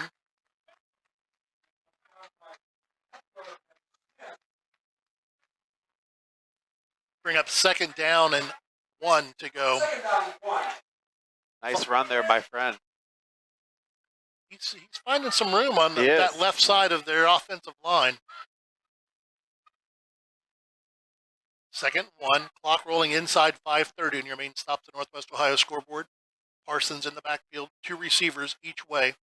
Takes the snap once again, gives it to Friend up the middle, runs through an arm tackle, powers his way out over the 40 to about the 43-yard line. You're not going to bring him down with arm tackles. You need to wrap him up low. Yeah, I was looking at him when we were putting the lineups together. He's a little fire hydrant. He is. 5 foot. Doom to doom. 5. No, 9. 5'9", 198. Yep. You're not going to tackle him high. No, you're not. First down, 10 to go. Wauseon, ball just outside the 40-yard line. Going to give it to him again. Wrapped up, held on to in the backfield. Nice play by Damian Wolf. Absolutely. Damian Wolf got him low around the ankles, kind of held on for dear life, and able to stop him and actually lose yardage on that one. And nice to know the power we have, partner. We talk about you can't tackle him high, and Damian goes low, drags him down for a 3-yard loss. Keep that up. 2nd 13 for Wauseon. Inside 4.5 minutes. Again, this Indian offense is not in a hurry. They like to throw it, but they're not a hurry-up type of offense. H-back to the right, 2 receivers to the right. Ball on the near hash. Parsons is going to roll, using a Bryan play, a throwback screen. Going to be not brought down, escapes tackles down the sideline. I thought we had him wrapped up deep. I thought so, too. Watch it on replay here, a little cross pass. Oh, it looked like it bounced. Pass to Wyatt Smith. I thought he stepped out of bounds there, but he doesn't. Tiptoes the sidelines, gets out near midfield. Going to make it 3rd down and 5. Wow. They've certainly threaded the sidelines today, haven't they? They have done. They have tight-roped the sideline really well a couple of times tonight, unfortunately. 4:03, clock stopped here in the 2nd quarter. 3rd down, long 4. Parsons takes a snap, gives it to Kovar over the right side. He's wrapped up, breaks tackles, still on his feet. Going to be brought down after about a gain of 1 or 2, but my goodness. This Wauseon team. Let's count. 1, 2, 3, 4. The 5th guy finally got him. Yep. Reminds me a little bit of Sam Harold, the way this, but everybody for Wauseon's doing it. 4th and 3, ball just outside of midfield, ball on their own 49. Be nice for the Bears to get a stop here. You got 3 minutes to go, get the ball to start. Got a official calling a timeout. It didn't look like a Bryan timeout. The side judge called a timeout to turn and talk to the coach. I'm not sure what was said.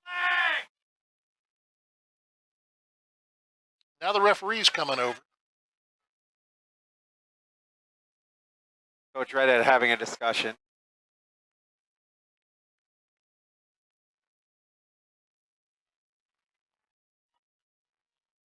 Now we're going to mark it ready for play. 3:09 to go. 4th down, 4 to go. Wauseon Parsons in the backfield. Trying to hard count him off. And Coach Moore's going to walk on the field and take the timeout. You know, and again, we've seen a throwback screen tonight by Wauseon. We've seen that off tackle by Wauseon. We see the hard count by Wauseon. It really like is. He's got our playbook. It's like we're looking in a mirror, and the score's almost that way too. 10-6, Wauseon leading Bryan on the Golden Bear Sports Network. All right, Here at the Williams County Veteran Service Office, our mission is plain and simple. We are here to serve our local Williams County veterans and their dependents. We are staffed with trained service officers who have the compassion and understanding to assist their fellow veterans in obtaining all federal and state benefits that they have earned. Additionally, we provide emergency financial assistance and transportation to VA medical centers. So if you're a veteran or a dependent of a veteran, stop in today and see how we can help you at the Williams County Veteran Service Office.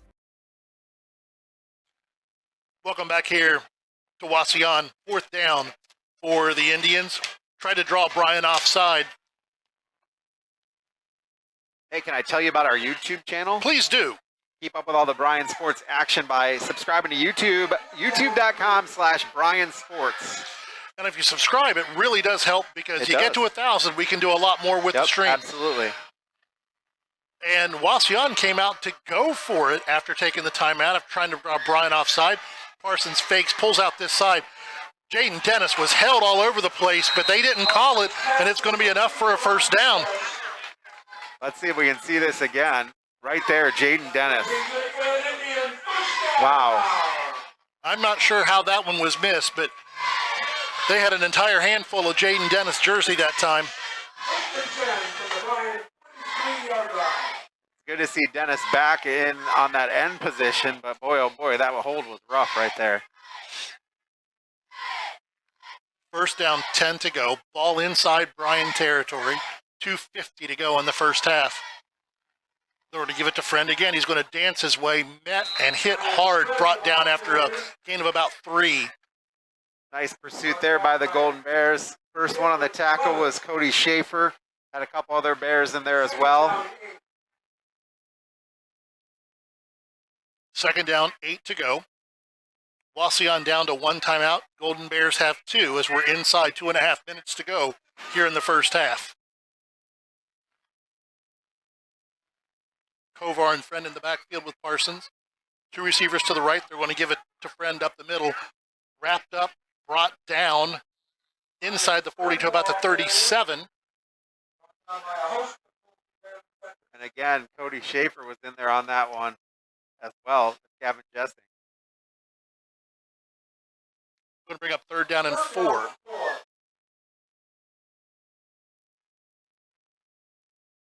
Seconds on the play clock, 1:45 on the game clock.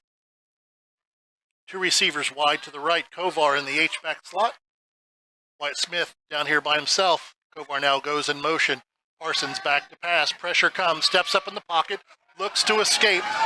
Gets inside, deep inside Bryan territory where he's going to be met, dragging people forward down to almost the 20-yard line. Wow. He carried everybody with him. His receivers were all covered. He did the wise thing by pulling it down and making everybody miss. Maddox Langendorfer had a hit on him. Brown was in there. Dennis was in there. It took a lot to get down. Really good block downfield by Wyatt Smith as well.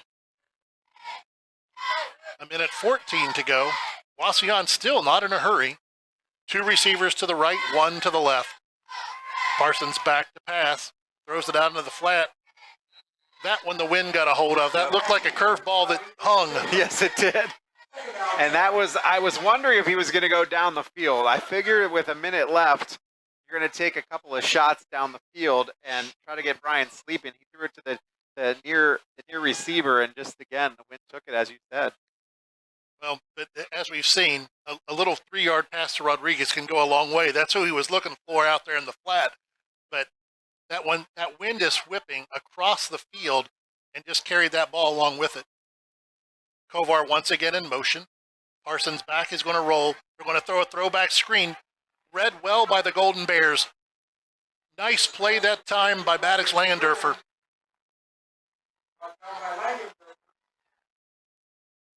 Get out of bounds on that? He did. He did. 55 seconds to go. 3rd and 6. Wauseon is very patient. I feel like the Golden Bears are going to have some adjustments to make at the half. Got to make some adjustments. I think especially on the offensive side of the ball. We're used to this offense ripping out 35, 40 points a game. Parsons double fake, rolls to his right, throws high, caught. Going to be close to a first down. Tell you what, I don't think that was the intended receiver. I think he was going down deep. You see that? Yep, but a nice tip and catch by Kovar. I believe it is going to be a first down. Going to put us inside the red zone, the Stockman Lawn Service red zone. For the first time tonight, they're going to spike the ball with 42 seconds to go. Ball's on the 10. But Christy, can we run that replay back again? If you look at it, it looks like he was throwing down the field. You had Rodriguez down there on the right side, and he just sticks his hand up to pick it out. Like, I think that was intended for Rodriguez. 42 seconds to go. Be interesting to see. A shot to the end zone here, then I think they may try to come to the left to center it in case they've got to try a field goal. Parsons back to pass. Pressure comes, dances around, escapes the pocket. Flag's going to come in, so whatever this one is, it's coming back. I think we're going to get a hold on Wauseon. That's good. That's a big penalty. Yes, it is. That is a big penalty right there. Good work that time by Connor Hogan as he was bringing pressure. Hogan's 55, but the hold was again here on Jaden Dennis. I think they were both held, but I think you're right. They called it on Jaden. They called it against Jaden. Against the Wauseon play. It was defending Jaden. So now 1st and goal, ball back at the 20, 32 seconds. 2nd and goal, that's right. Get the down back. 2nd and goal, ball at the 20-yard line. 32 seconds, 26 seconds to go here in the first half. Parsons back to pass. 4-man rush coming. He steps up in the pocket. He's going to run. He's got room. Gets out to the right-hand side. Going to be pushed out of bounds. 12 seconds left. Bears did a better job right there. Bears might have got away with a hold. They have. 3rd down, goal to go. Ball at the 9-yard line, 12 seconds to go. Wauseon does have 1 timeout. They have to go quick with whatever they do here if they want to think about a field goal. Well, with the timeout, they have their full arsenal. They can actually go across the middle if they need to. Bryan rolling a safety over Rodriguez. And we're going to get a flag on the play and a false start. Wauseon is just shooting themselves on the foot on this drive. Still 3rd down. That makes it 3rd and let's see where they spot it. 3rd and goal 14. From the 14. 3rd and goal from the 14.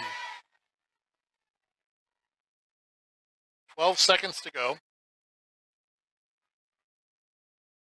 Was 10, but they don't start the clock on a. Kovar jogged off the field.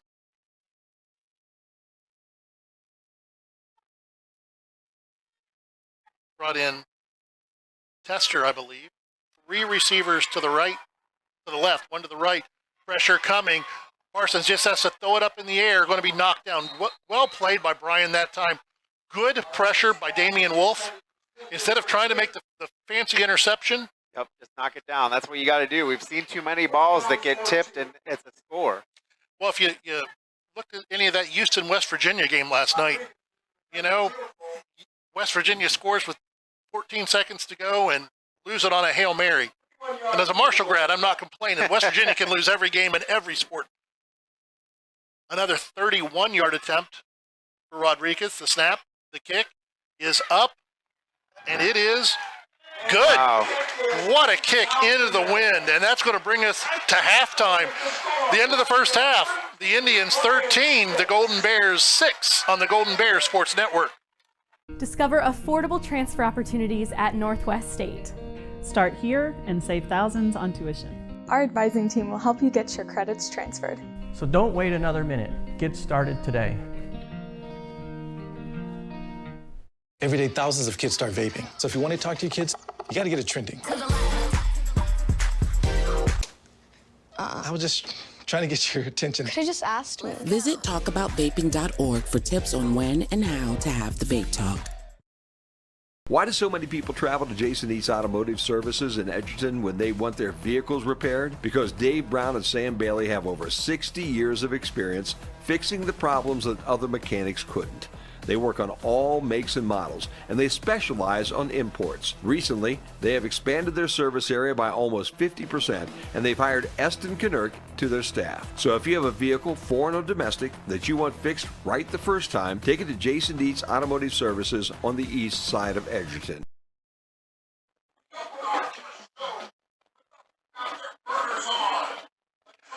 Welcome back here to halftime. Wauseon leading Bryan 13-6. And now, your Golden Bear marching band. The U.S. Navy saw a recruitment boost from it. Following its success in the first movie, the song was included in the 2022 sequel. We're heading into twilight on a highway to the danger zone as the Bryan Marching Band opens their fire show with Danger Zone by Kenny Loggins.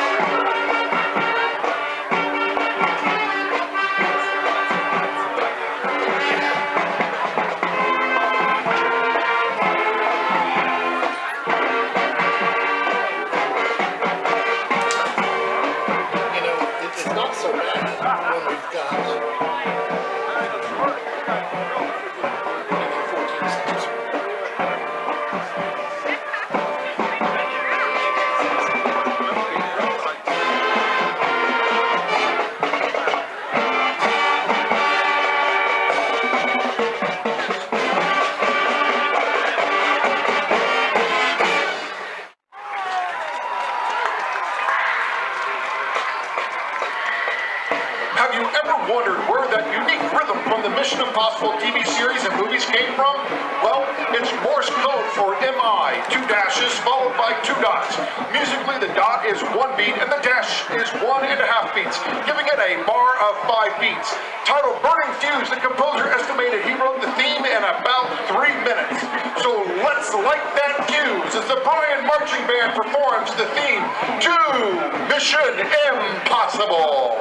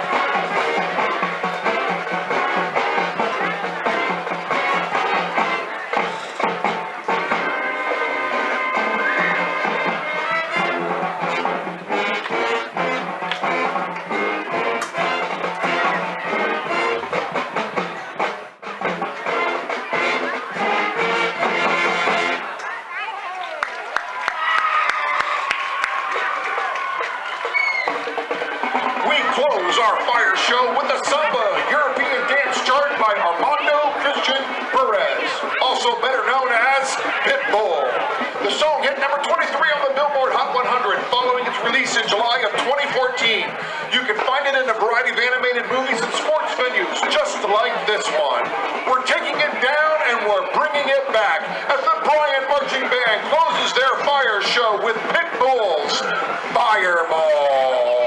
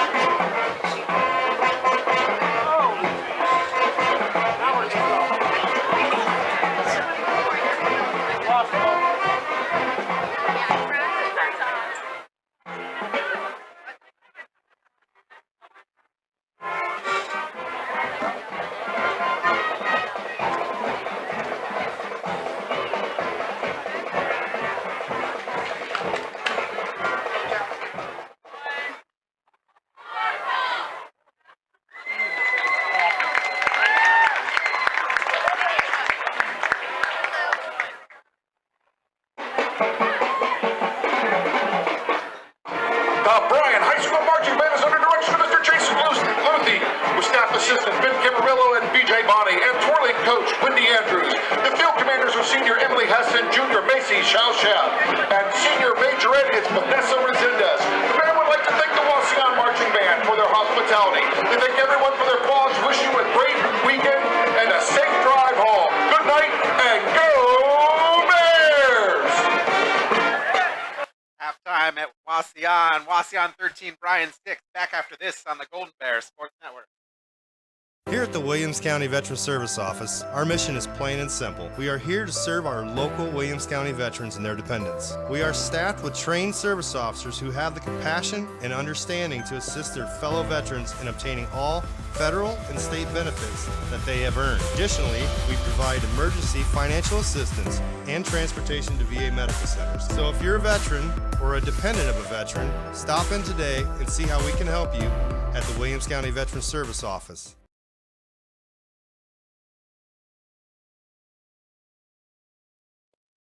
Welcome back here to Wauseon halftime. Great show by the Bryan Band.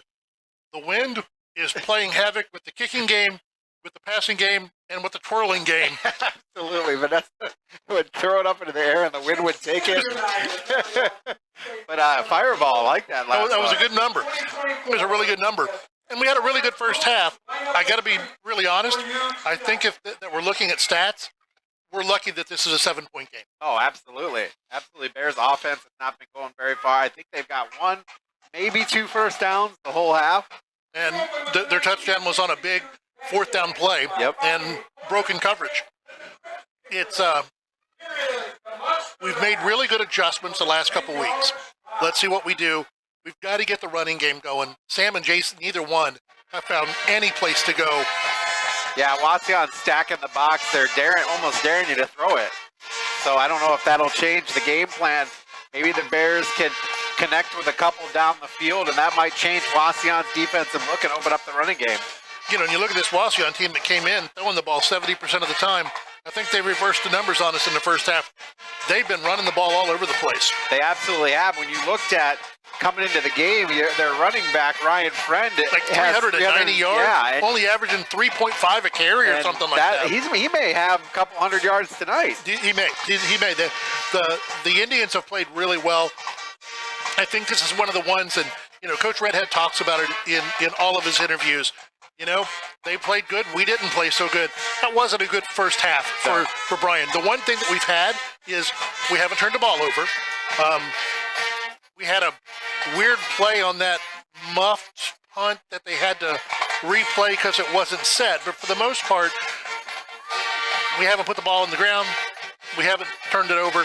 But we got to get the offense going. We get the ball first to start the second half. And that's a drive where it'd be nice to make something happen. Yeah, absolutely. You come out and you don't want to go 3 and out. You want to make some first downs, get it down, get some points. At this point, you're only down a touchdown because of the 2 field goals from the Indians. You missed an extra point, so it's basically a touchdown game and an extra point away. It's got to be happening because one of the things that we've seen is for a passing offense, for a team that wants to throw the ball all over the field, you kind of understand why their offense has only scored 26 points a game and their defense has only given up 15 or 16 because they don't run a lot of plays. They are very patient at the line, not in a hurry to make anything happen. And so this becomes a possession type of ball game where now you're getting to the place where you're counting possessions where you may only get the ball 4 times in the second half. Yeah, they are very patient, and they like to use clock. They like to run it down, and, you know, they are intentional in what they do. I feel a lot of times, Bryan, when they get down and have trouble running, we get a little frenetic on the offense. You saw that the touchdown happened, and then immediately after that, we didn't have our holder out for the extra point right away. And again, that led to the miss there. And so, you know, it's challenging. You have to be patient, but also be efficient. Yes, you got to be efficient. I see you got your scoreboard up, partner. What have we got from around the area? Well, first, let's look at the league games first. Liberty Center 41, Delta nothing at the half. I didn't see that one coming at all. I thought that was going to be... Archbold 37, Patrick Henry 22. That's in the second quarter. Let's see, what else do we got in the league? Evergreen up on Swanton 10-7 at the half. And that's all of the league. That'd be it, except for our 13-6. And then let's take a look at some other stuff from around the region. Tenora up on Edgerton, 10-zip at the half. It is Salina over Defiance, 3-0 in the third quarter. Yes, that's a football score. That's football score. It looks soccer. like the night of field goal kickers. It is. Antwerp beating Paulding 22-0. Elmwood over Eden 28-0. It is Fairview over Hicksville 35-zip at the half. Van Wert over Kenton 19-6. Let's see what else we got. Pandora Gilboa over Riverdale 48-0. Shawnee is at the half against OG 8-3. Again, kickers in this wind. Exactly. Columbus Grove 42-0. Perrysburg over Springfield 33-zip. Ayersville over Wayne Trace 32-8 at the half. Ottawa Hills beating Montpelier 28-0 at the half. For second quarter, Hilltop over Northwood 8-6 at the half. 8-6 in football. And North Central all over Van Loo 62-0. And Lipstick over Delphus Jefferson 33-zip at the half. We'll also try to get some scores from the games we're reviewing. We're looking for us ahead of us. Let me grab my sheet here. Yeah, the scores of teams around us. I'll pull it up right now. We've got a few of them. I know that Napoleon is one of those teams around us. All right, Bellevue, Port Clinton. Bellevue up on Port Clinton 16-7 at the half. Let's look at Napoleon. Napoleon's at Bowling Green. Up 21-0 at the half, Napoleon is. Firelands and Oberlin. Firelands is up 28-0 over Oberlin. So nothing falling that way just yet. Let's look at Bath and Wapak. Bath is down to Wapak 24-0. And St. Mary's Elida is the other one in our area. St. Mary's is up 15-0 over Elida. So if we look at where these folks are, is Bellevue's 8, Napoleon's 10, Firelands is 11, we are 12, Lima Bath is 13, and St. Mary's is 14. So right now, the only team that's losing out of all those teams is Bath. And you know, it's if you don't ever want to think about a loss, but if you think about a loss and don't lose ground, that becomes a big deal because, you know, folks, we talked about it. We talked about it in our pregame. Derek and I talked about it last week. When you look at the first two teams in our region, which is Sandusky Perkins and Cleveland Glenville. Cleveland Glenville went down and played the IMG Academy down in Florida and only lost 28-7. We don't want to make a trip to the east side of the state because it'll look like it did last year against Elyria, where it's great to have the playoff experience, but nobody had any fun that night. No, absolutely not. And then you look at, you and I have talked before about this, you know, if you're playing a national schedule and then can come back and play for an Ohio State championship, that just seems a little suspect. It seems to me like you need to do one or the other. You don't get to do both. You know, I come from a high school in West Virginia that is the 5th winningest high school program in United States history. And, you know, there were decisions made when that high school was really good in the early 90s and some of these national schedules were coming out. What type of school do we want to be? And, you know, they had to make that decision that they're going to play conference games, and they're going to play state games. We're not going to take off and go to Florida and to Texas and to Alabama to play Hoover, which is all the rage now with ESPN covering everything. So, you know, these games matter. These are the nights where you get kids who grow up together. They do 4-H together. They go to scout camp together. These kids know each other.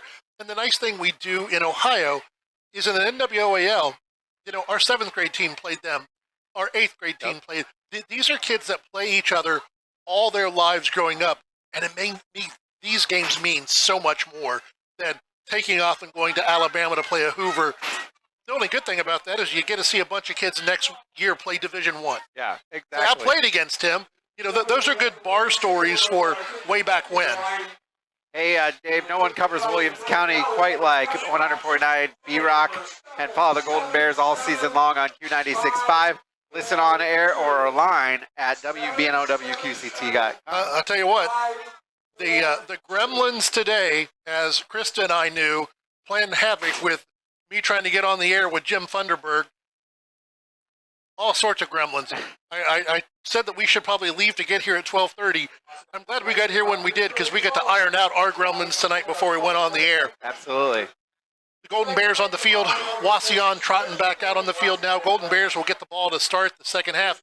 Why don't we take a break? We'll come right back with second half action on the Golden Bears Sports Network. To the Bryan Golden Bear fans, those who made donations to the cause, to the school board and administration, and everyone who played a role in this project. We just want to say thank you! Phase 2 of the capital improvement project includes field upgrades at Rec Park, a new softball field, and revitalization of soccer fields on the former Washington school property, and renewal of practice fields on the BCS campus. Let's finish the project and build champions.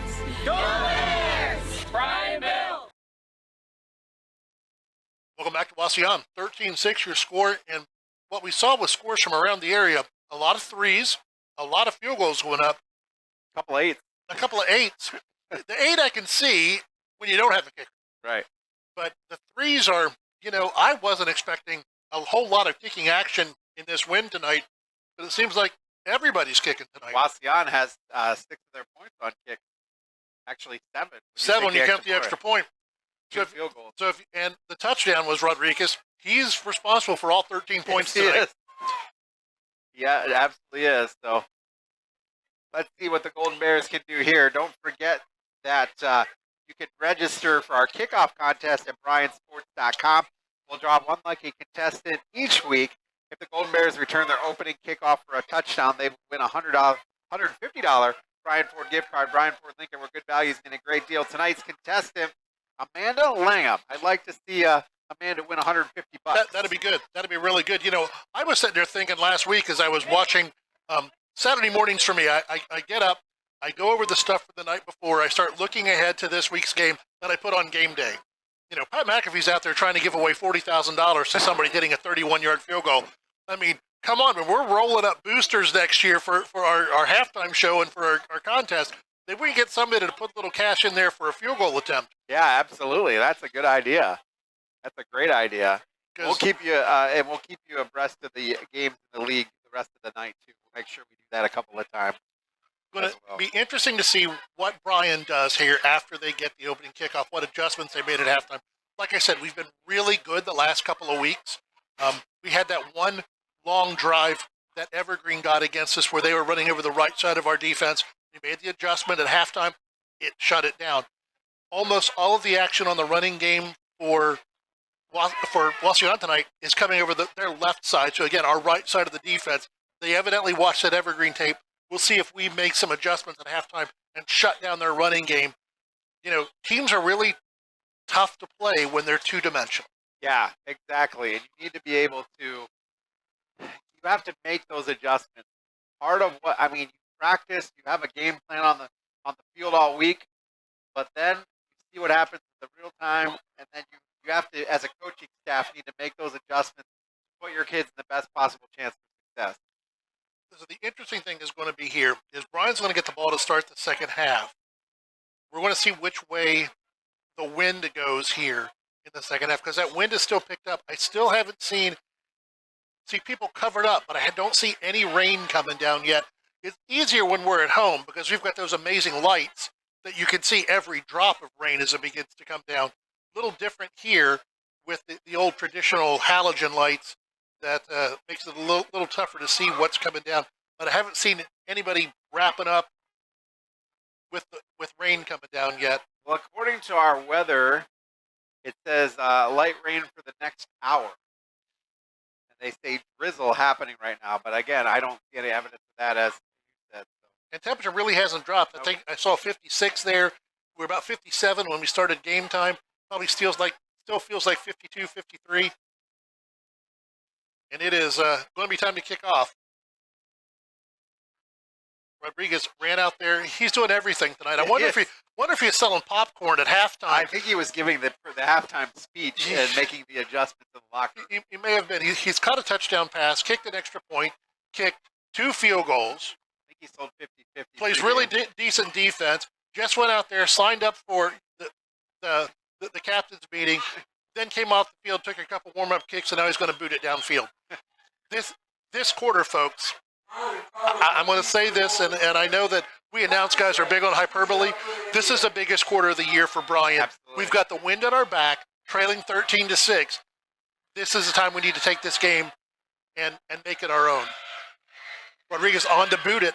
High, caught by the wind, and this is going to be trouble. Nice pickup by the Golden Bears. Not sure if that was Maddox Langendorfer or was it Drew? No, there's Drew. Let's see. Not sure who was on the right-hand side. Cade Carlin. Yeah, Cade Carlin. Nice play by Cade Carlin. When he first kicked it up in the air, I thought it was trailing out of bounds. I did too. And that ball just hung up. And again, folks, anything that goes over 10 yards is live. So that ball hits the ground. Wauseon can scoop it and score. Bryan coming out, 2 receivers to the field side, 1 to the boundary side. We've got Wolf and Harold in the backfield with Kepler. Kepler in the pistol. Ooh, they want to jump. And it's a nice read on the play. We'll see if we change it. It looks like they were coming with a blitz up the A-gaps.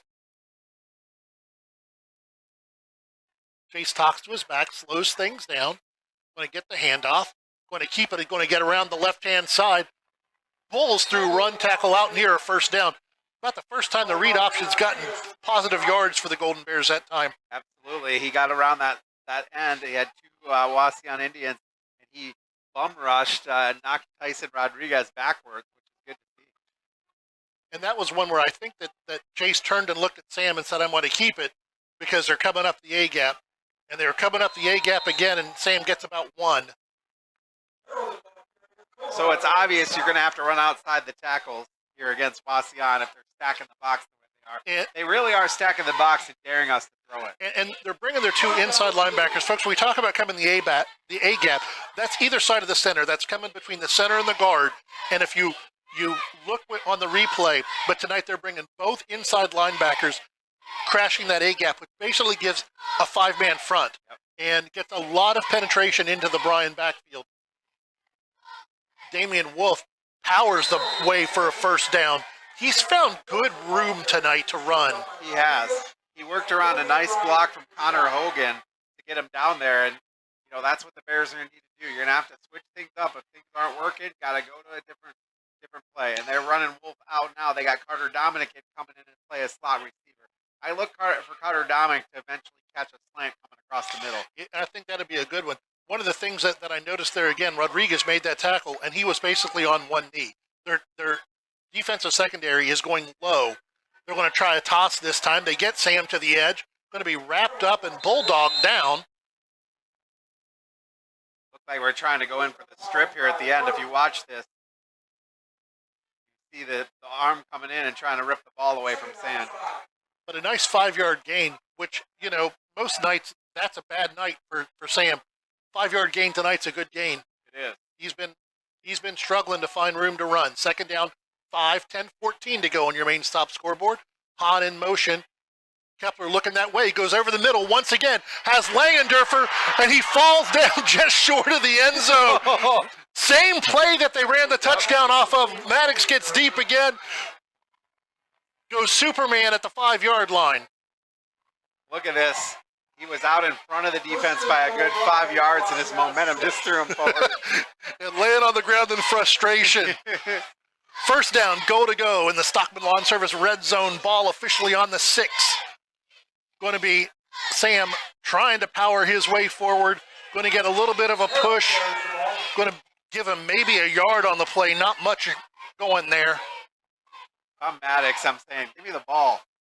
Throw it to me. I earned this touchdown. That's right. Sam really pushed forward that time. They're going to give him some forward progress. Going to mark, no, not much. They're going to mark it at the 4. They gave him 2 on the play. Second down, goal to go. Oh, we're going to see a tush push here? Nope, you're going to give it to Sam out of the power backfield. He's going to drive forward close to the goal line, but not in. He's real close. He's inside the 1. Followed Damian Wolf and Kate Spizak that time. Went over the right-hand side. First and goal inside the 1. 9 minutes to go. Third and goal inside the 1. Once again in the tight formation. Jace is going to power his way forward. I'm not sure if he got it, waiting for the call from the refs. You got to get him forward progress. And they're going to say no touchdown. 4th down and goal for the Golden Bears. Tough sledding inside this 5-yard line. All right, this brings it up. Bears need it here. 4th down, goal to go. 13-6, Wauseon, 8:22 to go in the third quarter. Sam's going to get it. He's going to skip into the end zone. Touchdown, Golden Bears. Little delay that time. Wauseon crashes. Sam could tiptoe around. Everybody and their brother was in there. Cody Schaefer was lined up at running back. Hahn was lined up at running back. You also had Wolf in there. Brian, thinking about it, I believe they're going to go for 2. Well, we saw the extra point last time. Extra point was blocked last time. Golden Bears going to go for 2. Once again, going to set up in that power formation. Sam's going to get on the direct snap. He's going to power his way.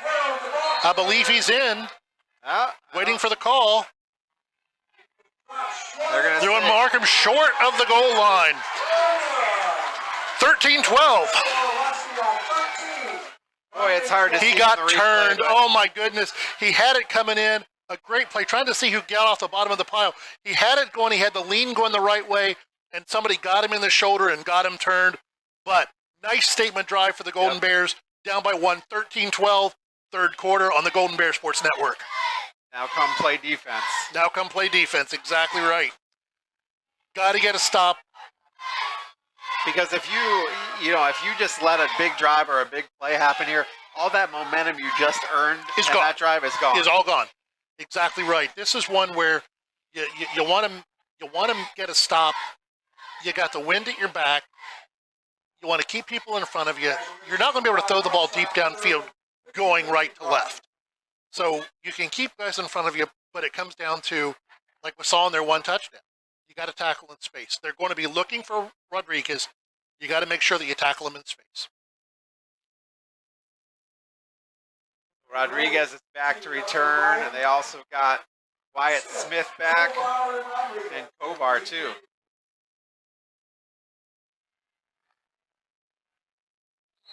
Duran's got it teed up on the 40. Kick, end over end kick is going to go through the end zone. Boy, that wind picks it up, doesn't it? It really makes a difference. Jacob Duran's got a great leg. Let's not take anything away from him. But you're looking at, on a windless night, he's a 10-yard line kicker. That one was just boomed through the end zone. Let's see what the Bears defense can do here now. Got Jaden Dennis back out there at the defensive end position. Get a little bit of that little senior leadership out there. Wauseon breaks the huddle. One back in the backfield, Kovar the H-back. Two receivers to the right, one to the left. Parsons takes it, gives it to Friend coming across. And there's that adjustment we talked about. He tried to come to that left side of their line again. Bryan was ready for him. Tried to string it out there. Gavin Jessing and Jaden Dennis were the first ones to get there. And that's a good play, No gain. Only thing that did is move the ball from the center of the field to the left hash. It didn't move an inch. 13-12, Wauseon leading Bryan. 7:45 to go here in the third quarter on your main Stops of Northwest Ohio scoreboard. Parsons looks at his wristband. Friend in the backfield with him. Kovar, his H-back. Kovar now in motion. Low snap. Friend going to be wrapped up and dragged down for a big loss on the play. Well read by Devin Egner. He was in all over that play. He was, but the low snap really gave an effort there, or made it hard there for Friend to pick that up and go with it. So fortunate there for the Gold Bears. Third down, 13. And this is one of those where you want to keep them in front of you. Don't give up a big play. Get off the field, boys. Let your offense go back to work. Know where the sticks are. Pressure coming. Parsons back to pass. Throws out in the flat. Caught by Rodriguez. There's a flag. Flag on the play. Rodriguez is going to be dragged down enough for a first down. As the Norfolk and Southern rolls by behind us or in front of us. Wauseon fans are looking for a horse collar. Been a lot of high tackles that way tonight. Going to be a hold on Wauseon. You know, Chris, that's 3 big penalties against Wauseon tonight. Bryan got the big one. Let's be honest, for the first field goal that they called the face mask on Sam, that probably was a face mask the other way. But Wauseon, motion penalties down on that last drive before the half. A big holding penalty there that moves them back and takes away a first down. So 3rd and 21, Parsons back in his end zone to pass. Looking, tries to escape, brought down. Good pursuit by the Golden Bears that time. Well, they ran him through the end zone. Couldn't get him down inside the end zone. And look at him right here. If he goes down right there, it's a safety. Smart play. I will say that. Smart play by Parsons. He knew where he was. Good field presence. Was like, I'm not going to get anywhere. I can't give up the 2 points. Because Jaden Dennis was all over him. But now we'll see Rodriguez is going to be standing deep in his own end zone. Into the wind. Into the wind to punt. High snap. He gets it away. Punt's going to bounce inside Wauseon territory and roll dead at the 46, where it's going to be first down and 10 for Bryan. Good defensive stand that time. Wauseon did not help themselves, but we'll take it. Absolutely, and I don't mind the not going after the punt right there on a grass field that's this hard. You know, you don't want to worry about getting a chance to muff it. It was out of your area. Let it die on the field and fight another day on the 46. When you can start any drive in plus territory, it's a good drive. 2 receivers each way. Going to bring Drew in motion, and it's going to be the jet sweep. He gets out, cuts it upfield, looks to cut back inside the 40, dragging forward near a first down. Nice run by Drew Hahn that time. I think he got it when he dove. They're going to mark him short. Boy, when on that dive, I thought he cleared it. Going to be close. 2nd and 1. 2 receivers again. Design run. It's going to be Jace going out to the left. Cuts it upfield inside the 30. Dragging defenders to about the 27-yard line. I like that call on 3rd and short with Kepler, because if you don't get it, you know, it's still only a 1-yard gain. A chance for a 1 yard there if you don't do that. So I like that little run. 1st down 10 for the Golden Bears. Jace is going to be back to pass. Pressure coming. Throwback screen. Well read by Wauseon that time. Number 10, Austin Kovar, came in and blew that up. Funny. Both teams have run the throwback screen. We think that both teams have won it successful. We know the Bears have. Neither one worked tonight because you're looking in a mirror. These guys see this play on practice time. You know what I mean? And on the other side of the ball, I think that if I remember right, when Wauseon made it, Sam broke it up. Kovar broke it up that time. Jace back to pass. Looks out on the flat. Complete to Brown. Going to be thrown down inside the 20 at about the 19. Good job there. Good defense. Or I'm sorry, not good defense. Good blocking there. Allow that to happen. There's your slant. Just went to a different person. 3rd down, 2 to go for the Golden Bears. 4:45 to go in the 3rd quarter. Hahn in motion. They fake it. Chase is going to keep it up the middle. It's going to be down to about the 15. Looks like a 1st down. They faked the jet sweep that time, and Jace kept it. I still think I want to see Carter Dominic get involved in this offense. They have him out there. He's been a good job of drawing some defenders, blocking. They need to reward him with a catch. 1st and 10 for the Golden Bears. That's a Stockman Lawn Service red zone ball on the 15-yard line. Kepler gives it to Sam over the right-hand side. Drives forward inside the 10. Drives even further forward. It's going to be down to about the 6 or 7 yard line. No. You need about a yard to get the 1st down. Maybe 2. And the thing I'm starting to see is initial hits come 3 and 4 yards downfield instead of 2 yards in the backfield. Yep, for sure. Bryan's offensive line, once again, going to be Sam. Gets out to the outside. Powers forward. Touchdown, Golden Bears. Good job there by Sam. Good blocking in front. That is persistent, persevering running right there. Followed Drew Hahn over the right again.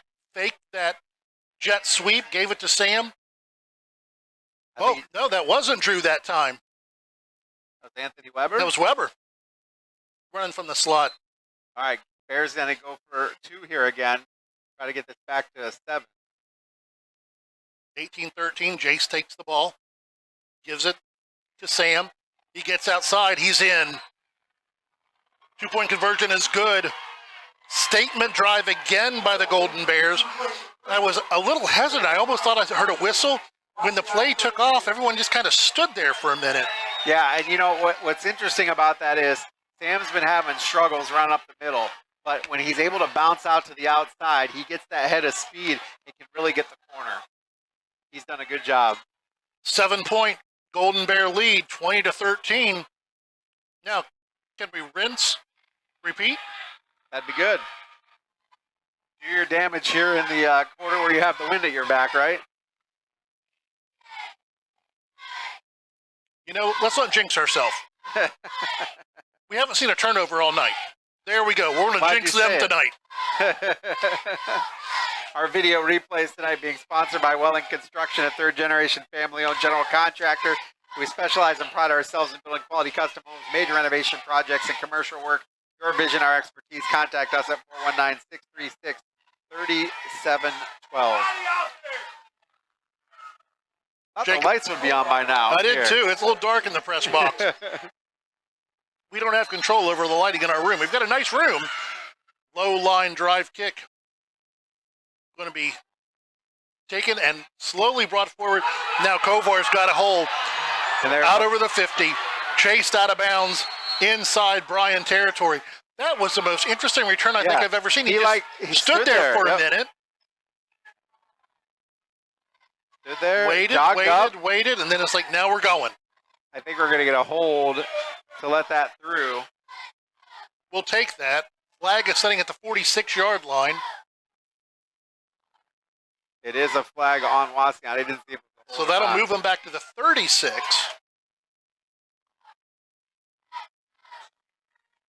And again, a lot of shooting themselves in the foot for the Indians. And again, we want to remind folks, keep up with all your Bryan Sports. BryanSports.com. Go to our YouTube channel. Click a subscribe. Exactly. If we can get to 1,000 subscribers, y'all, we can do a lot more than what we've been able to do this year. That's our goal, is to get us to 1,000. You know, when you're watching this game later tonight, hit subscribe, hit like, hit share. Let's get Bryan the football out to everybody. Bryan back in more of a pass defense now, knowing it's going to come. Pass is going to be complete. Not for a lot of a gain. Good play that time by Alex Schellenberger. Well, the nice part was with Aiden Schellenberger had him around the ankles and held on. You can see it right here.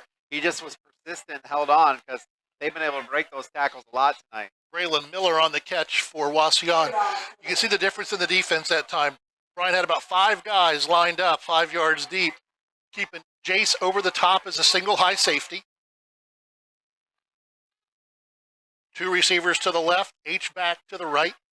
Friend in the backfield. Parsons back to pass, pressure coming. He steps up in the pocket, complete over the middle.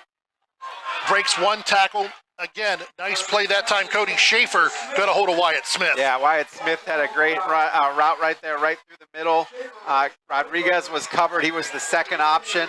Went over the left side, and Drew Hahn had a shot at him, but it took Cody Schaefer bringing him down. But that's another Wauseon first down. And the patience of Wauseon's Trey Parsons.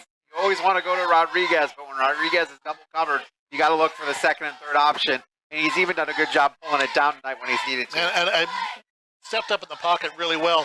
Friend's going to go over the right-hand side this time. Going to be wrapped up and brought down. Going to be Damian Wolf on the tackle, but good for about 6 yards. We're going to give him 5. Second down, 5 to go. Ball inside the Bryan 40. 2:15 to go here in the third quarter. On your main stop scoreboard, Golden Bears 20, Wauseon 13.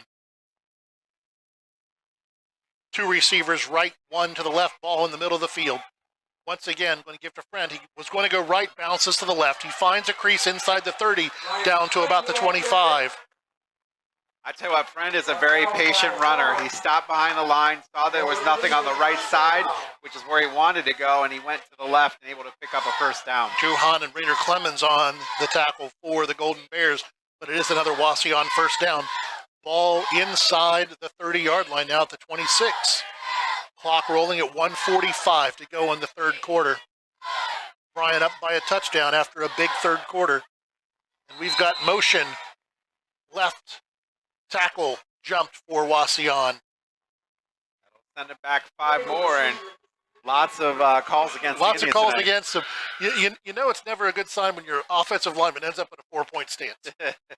You know, seeing your defensive lineman in a 4-point stance is one thing, but not your offensive lineman. First down, 15 to go. Minute 25 in the third quarter. Like to see the Bears force the turnover here. Bears bring 4 deep across the middle. Caught inside the 5. Touchdown, Wauseon. Rodriguez once again. Deep post pattern. Got inside his defender. Jace couldn't get there. Against almost every other quarterback, Jace Kepler gets there. Yep. But he throws the ball so hard and so well that there's no time for Jace to react. 20-19. I guess we can probably say 20-20. Not sure if Rodriguez is going to miss an extra point. Wouldn't that be interesting?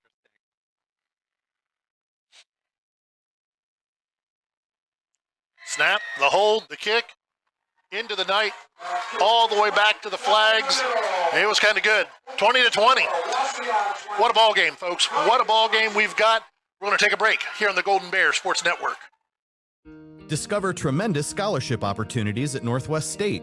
Over the past 2 years, we have awarded nearly $2 million in foundation scholarships.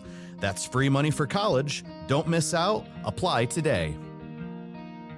STEM is everywhere. Like here, behind the scenes of The Walking Dead. STEM can create new worlds on and off the screen. The only limit is your imagination. Get inspired at shecanstem.com. Welcome back here to Wauseon. A minute plus to go here in the third quarter. We're right where we started, 20-20. Yep. We were talking during the timeout. I'm not sure if Chris and I have seen a stronger armed quarterback this year. No, absolutely not. Trey Parsons, the senior, he has a cannon, just a rocket, you know, and you said it when you called the play there. Anybody else, Kepler's there. Because anybody else into the wind, that ball's going to float. Yep. That was a dart. And, you know, folks, I don't know how many times you've tried to throw a football in a 20-mile-an-hour wind, but it's tough. Carlin's going to take the kick inside his zone 10. Heads up field outside the 25 to about the 27. One of the things we started to see an improvement with Bryan is we're not dancing and trying to go the opposite way on kickoffs. Got to go north and south. Cade got it started upfield immediately. Let's see what the Bears do here to answer. Well, the 27, a minute 6 to go. We got the win for another minute. We're going to put 3 receivers to the right, 1 to the left. Let's see if we take a shot. Jace pulls it. Pass intercepted. Where was he throwing that? There wasn't a goal. He was throwing the ball to Maddox.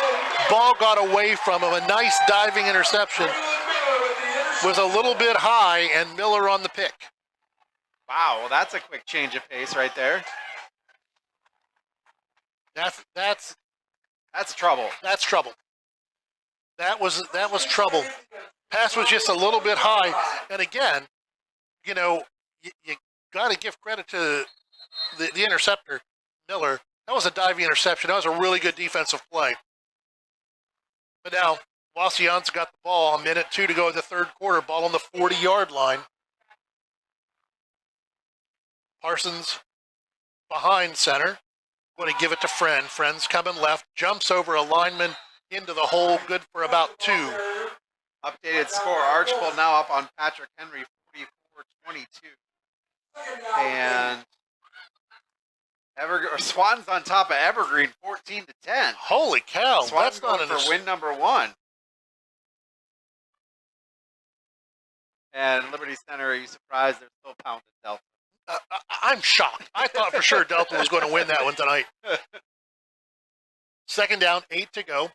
Low snap. Parsons is going to roll. Looking to throw. Fires it downfield. Caught again. Shocking Rodriguez on the catch. Going to be enough for a first down. And you saw that cannon arm again. He just slings back, cocks his arm, and goes. He's got pressure coming. He's throwing off of his back foot. He's rolling the wrong way, and he's still able to get that thing down. You know, I hate to say, but that poor guy, when he's our age, his shoulder's going to hurt. For sure. He's going to be able to sit, tell some stories about how he threw the ball well over the field, and his shoulder's going to hurt. Friend again, coming over the left side, wrapped up, brought down Cody Schaefer on the tackle. Yep. And is that going to bring us to the end of the quarter? 2nd and 7. Yes, and that's going to bring us to the end of the quarter. At the end of 3 from Wauseon, Bryan 20, Wauseon 20 on the Golden Bears Sports Network. Discover tremendous scholarship opportunities at Northwest State. Over the past 2 years, we have awarded nearly $2 million in foundation scholarships. That's free money for college. Don't miss out. Apply today.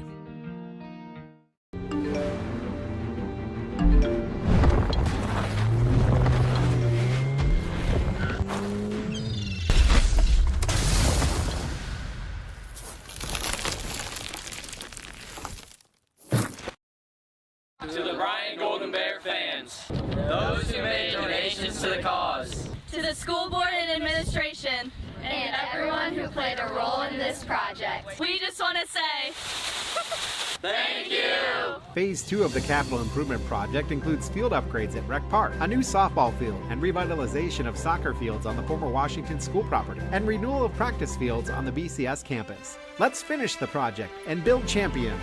Go Bears! Bryan Bill! Welcome back here to Wauseon. Second down 7 for the Indians on the Bryan 25-yard line as we begin the fourth quarter of the game. It's all tied up. Tight right, slot left, and a flag on the play.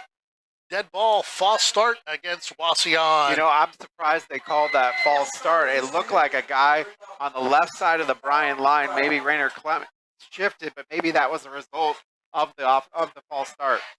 So while they're moving people back, let's take a minute again to thank our sponsors, Andres O'Neill and Lowe, Bryan Athletic Boosters, Bryan Parks and Rec, the Daniel Van Atta Agency, Fackler Monument, Jason Dietsch Automotive Services, Newcomer Schaefer, Spangler, and Breininger, and we'll get to the rest of them after this play. Parsons back to pass, pressure coming up the middle, Parsons in trouble, rolls out, throws, going to be caught, but there's going to be a flag deep. If that hold is where we think it is, that's going to move them back outside of their own territory. That's going to be a 30-yard loss. No, it goes back to the line of scrimmage. I'm sorry, the new rule this year. Last year, that would have been a 20-yard loss. Yep.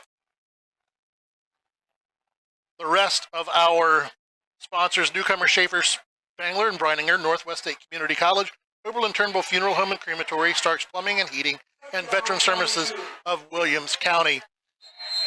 I got excited there for a minute, and when I saw the flag back at the 41, last year, that ball goes back to the Wauseon 49-yard line. So second down and an area code, working on a zip code. Kovar in motion. Parsons rolls this way. Pressure comes. Passes downfield deep. Going to be... they're going to call it a catch. Call it a catch. I want to see that one on replay. I do too. What a combination. I'm not sure. In high school, you only need 1 foot down. Again, throws it up in the air. Yeah, that's a catch. That's a catch. That's a catch. I would love to say it wasn't, but that was a catch. First down, goal to go for Wauseon. You get them 2nd and 22, and they get that. Yeah, 2nd 22, and they get 35. Yep. We said at the beginning of the game, this is a big play offense, and it's a big play offense. They're going to have to go a little bit further. They're going to back up 5 yards again.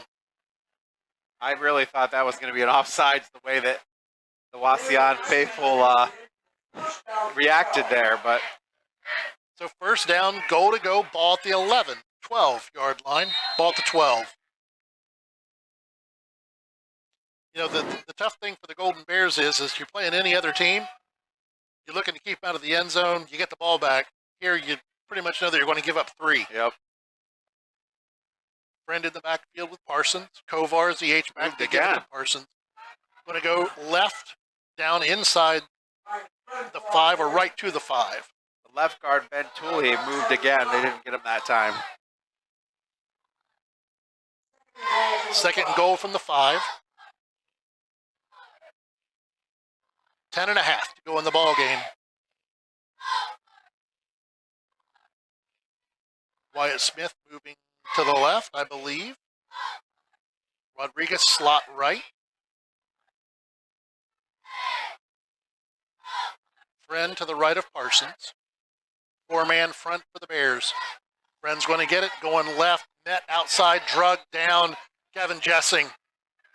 Jessing has just been a beast when it comes to that kind of stuff. He was right there.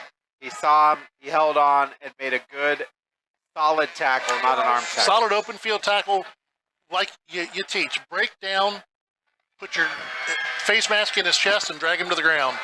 Third down, goal to go. There's a loss of 1. Loss of 1, moves it to the 6. Parsons has Friend to his right. Rodriguez is slot right. Kovar's coming in motion. He's going to roll this way. Pressure comes. Parsons is chased. Tries to get to the corner. Touchdown, Wauseon. You know, it's so tough to be a defensive back in that, because if you leave your coverage, he's going to throw it. Yes, exactly. And he was rolling to his right, and that's where he had both Rodriguez and Miller on the right side. Both were covered well, and he just made a wise decision to pull it down and go. And they take the lead now, 26-20, with the PAT almost certain back up. And Rainer Clemens in pursuit, but can't keep up with Parsons. The kick, This one was actually inside the uprights and not over top of them, and it's good. 27-20 Wauseon, 9:26 to go in the ball game on the Golden Bears Sports Network. Rooting on the Golden Bears is a tradition that brings us all together. Just like the sports we love, another tradition has stood the test of time. Oberlin Turnbull Funeral Home and Crematory, since 1922, we've been part of the community, supporting you in the moments of celebration and loss. Just like a team, we understand the value of traditions and the love that binds us together. So whether it's cheering for a win or celebrating a life well lived, remember we are here for you. Oberlin Turnbull Funeral Home and Crematory. Family owned, family focused. Welcome back to Wauseon as they take a interception and turn it into points. Yeah, and that's exactly what happened. Bears were driving and just couldn't make it happen right there. You got me now? Rodriguez tees I it do, up but for I've got all. Indians. Is the field mic on? Oh, the field mic is indeed on. I was Sorry. like, I'm hearing a lot of stuff going on out there. Got the field mic on. Rodriguez on to kick it off with the wind at his back. Let's see if he tries to get the turnover, he just boots it out of the back of the end zone. Boot going to be taken at the 10. Coming forward, out over the 20, 25. Going to be Long Drew Hahn time on the for whistles. return. Boy, long time on the whistle tonight. So Bryan takes over, trailing by 7. Rodriguez on the stop. Shocking, Rodriguez made a tackle too. He does everything. I'm telling you, he's selling popcorn up in the stands too. I don't know how, but he is. First down, 10 to go for the Golden Bears, ball at the 26-yard line, right in the middle of the field. We got a flag on the play coming from the back judge. Too many men. We got a guy running off late. Big penalty again. Wauseon is just trying to. They're trying hard. Yeah, they're trying to give it to him. 1st and 5 for the Golden Bears, ball to 31. Motion coming this way is Carter Dominic. Gets set. Jace gets the ball, pitches to Sam to the right. Strung out to the right, not much room. Maybe a gain of about 1 or 2. And Just had nowhere to go for Sam all night. Bears wanted a face mask, and he had his hand on the face mask. I don't understand it. I really don't. Twice now, he's got a hand on the face mask, and twice they have not called it. 2nd down, 4 to go. Drew in motion. They're going to give it to him on the jet sweep. Good block by Sam, but they string Drew out and drag him down. That play just took too long to develop there. Again, you got to run north-south, not east-west. Going to be brought down for a loss on the play back to the 30. Brings up 3rd and 6. The Bears positively cannot go 3 and out right here. Cannot They do cannot. it. They cannot do it. They got to make something happen here on 3rd down. 3-man front. Jace puts it in, pulls it out. Red dropped. The read option, they've got a spy on Jace, and the read option gets so tough when you're spying. And it's not developing quickly. So Uran's going to punt it, and we've seen him punt twice tonight. The first one went straight up in the air. You got a nice one on the low line drive, but the first one went 7 yards, and Bryan got helped by a penalty. Going to fake it. Up the middle, going to be enough for a Golden Bear first down. I love the call I right do there. too. I love the gutsiness, pulling a little Dan Campbell out of the playbook. It going is. forward on 4th down, deep in your own end zone. And the Lions, I mean, the Bears have a first down. They do. They do. Little MCDC on that play right there. We'll take it. Making things happen, get a little bit of life into the offense. It's a nice thing you've got when you've got Sam as your up back. You can do things like that. Wolf and Sam in the backfield. Damien's going to get it over the right-hand side. He cuts upfield outside the 40 to about the 42. And he was well behind the sticks when he made that cut, so it was good he was able to get outside and bump it up for a few yards. You know, it's an interesting thing tonight, and we haven't said it all year long. The most effective runner the Bears have had tonight has been Damian Wolf. For sure. He has had the most productive yards. This time it's going to be Sam following him into the hole. He's wrapped up, dragging Indians forward out over the 45 to the 46. Going to bring up 3rd and 3.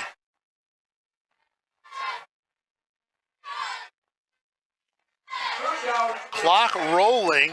Didn't think we'd get to this quick. No. Clock becomes an issue. 6:20 to go on your main stop of Northwest Ohio scoreboard. Wauseon 27, Bryan 20, Golden Bears driving. 2nd down, 4 to go. Be another handoff up the middle. Going to be enough for a Golden Bear 1st down as Sam's dragging people forward. Gets a little bit of help with the push into Wauseon territory. And that was actually 3rd and 3 and not 2nd and 3. Oh, it was 3rd and 3. You're right. They don't have the lights on in the press box yet. I can't see across the field. It's challenging. And we're going to get a penalty this time, I think, motion against the Golden Bears. Everybody's moving fast. Rainer Clemens, Connor Hogan came fast. I don't know who moved initially, but that'll back the Bears up 5, and the Bears have been fairly disciplined with penalties tonight. 1st down, 15 to go. Ball back in Wauseon territory at the 47.5, 48-yard line. Wolf and Harold in the backfield with Kepler, 2 receivers this way. Going to give it to Sam, trying to pick his way. Spins out of 1 tackle, but met by an entire host of Indians. Ball came out, but it marked him down. Going to be right at midfield, bring up 2nd down at about 12, 13 for the Golden Bears. Not looking ahead to next week, but next week's opponent, the Blue Streaks, have pounding Patrick Henry now, 59-22. Do we know if PH has a quarterback back yet? I don't know. I'm not sure if he's back. Because, let's be honest, that's a team that their entire offense changes without him behind the center. 2 receivers each way. Carter Dominic coming in motion to this side. Jace back to pass, hits Langendorfer exactly where you don't want it to hit him, right in the hands. Yeah, that one. Perfect slant. Maddox wants that one back. He does. He does. Nice pitch, no catch. One of the things I've noticed from this Wauseon team is they're very demonstrative. You know, that they're showing incomplete passes. They point for 1st downs. Yep. It looks a little bit like a college game. Jace back to pass on 3rd down. Blitz comes over the middle. Caught by Drew Hahn, enough for a Golden Bear 1st down. That was a great play right there. The protection was in. The pass protection right there between Sam Harold and Connor Hogan held it up, and Drew Hahn just streaks down the field, able to get him and move forward for a 1st down. 4:40 to go in the ball game. Golden Bears driving at the 34-yard line. 1st and 10. Damian Wolf again to the right-hand side. Cut down after a short gain at about the 30. Tell you what, he got the first 3 yards really fast, and the last one not so well. Got cut down. 2nd and 6 to go. They're going to give him 4. Bryan hurrying up. It's going to be to Sam. He picks up inside right at the 25. And he's got the 1st down.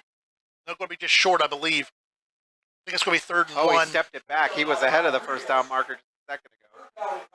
I do think that was a bad spot. But 3rd down 1 for the Golden Bears. 3:56 to go. Sam tries to step out of a tackle. This time he's going to be enough for a 1st down, I believe. Going really close. Well, if the line to gain was the 25, he's past the line to gain. I think it's closer to the 24. They may have to measure this one. Waiting to get a look from the official. And we are going to have a measurement. This may be the first measurement I've seen this season. Yeah. This is a big measurement right here. 3:48 to go. Golden Bears driving. 24-yard line. Is it going to be 1st and 10 or 4th and inches?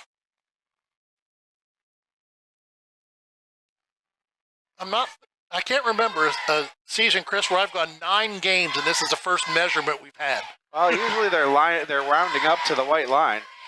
I think he's short. Maybe not. He is first down. Oh my goodness. Wauseon came out, tried to point it down. I'm not sure if there were eyelashes on the end of the football, but that's all he gained that first down by. First down, 10 to go, Golden Bears, 24-yard line. 3:48 to go in the ball game, trailing by 7, 27-20. Clock has been rolled. 1 receiver out each way, 2 backs in the backfield. They give it to Sam. He picks his way forward. It's going to be inside the 20. There was almost a big mismatch at the top of your screen. It drew, or as Carter Brown had nobody out there with him, and then they wisely realized. Finally ran out there. Like, oh yeah, there's a guy out there I got to cover. 2nd and 6 for the Golden Bears. 3:19 to go in the ball game. Once again, Jace is going to keep this one. Nowhere to go. Looks to throw it away, get it away. Waiting to see if they throw a flag. And they're not. They're not throwing the flag. It was over the line of scrimmage. Well, they could argue that Carter Dominic was in the general vicinity, but Coach Moore came really close to getting a flag there, too, as he came out on the field. The ref told him just to move away. 3rd and 6. Big play for the Golden Bears this time. Jace is going to pick it inside the 15. Gets outside, inside the 10. Breaks tackles down to the 5. First down, Golden Bears in the Stockman Lawn Service red zone. I'm good with them not scoring there. Use some more of that clock. Don't give Wauseon an opportunity. Nice job, nice patient running by Kepler. First down, goal to go, ball at the 6. 2:55 to go. Chris, we talked about it during the break.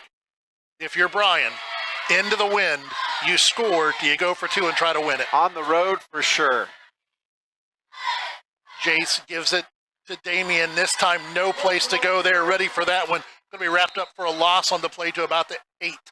We'll see if Wauseon starts calling timeouts or waits for if the Bears score. But right now, if I'm the Golden Bears, I'm letting this clock run. We're under 2 minutes before we snap it. I'm good with that. Making this drive a game winner. Gut check time for the Golden Bears. 2:12 to go. Jace pulls it down inside the 5, inside the 2. Touchdown, Golden Bears. 27-26. All right, decision time for Coach Redhead. I don't think there's any decision whatsoever. I think you go for it. Although, on the silo, that's Carter Dominic he's talking to. I think you go for 2. For sure. Let's see if he lines up his offense, sees what Wauseon does, and takes a timeout to make an adjustment. The line's ready to go. Ball spotted where? At the 3? The 2? Jace gets it, gives it to Damian. He picks his way. He doesn't get there. I still like the call. I like the call. I agree with it 100%. I wish they would have called a timeout to get things a little more set there. 27-26, 2:05. With Wauseon having the wind and you're kicking into the wind, I think you got to go on sides. Yeah, I think you're right.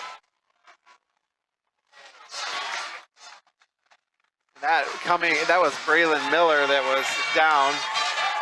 Looks like his ankle got rolled up on a little bit. Yeah, I think you're right. I think you do go onside here because unless you bury it in the back of the end zone, but we haven't done that all night. And not into the wind. No. Not into the wind. You know, I agree, partner. I think that I'm making that call 99 times out of 100. That's the exact call I'm going to make is take a chance to win it on the road. Yes, playoff seedings are at stake, but you get into a field goal game with these guys in overtime, the dice don't fall in our favor when you've got a kicker like Rodriguez on the other side. No, absolutely not. And, the only thing I might have changed there is I might have called a timeout. You got the timeout. You get everybody focused. That play just looked like it was too late to develop. Well, you got a bunch of hands guys out there. This whole side right here is... They've got their lineup. They've got Rodriguez. They've got Wyatt Smith. They've got Kovar.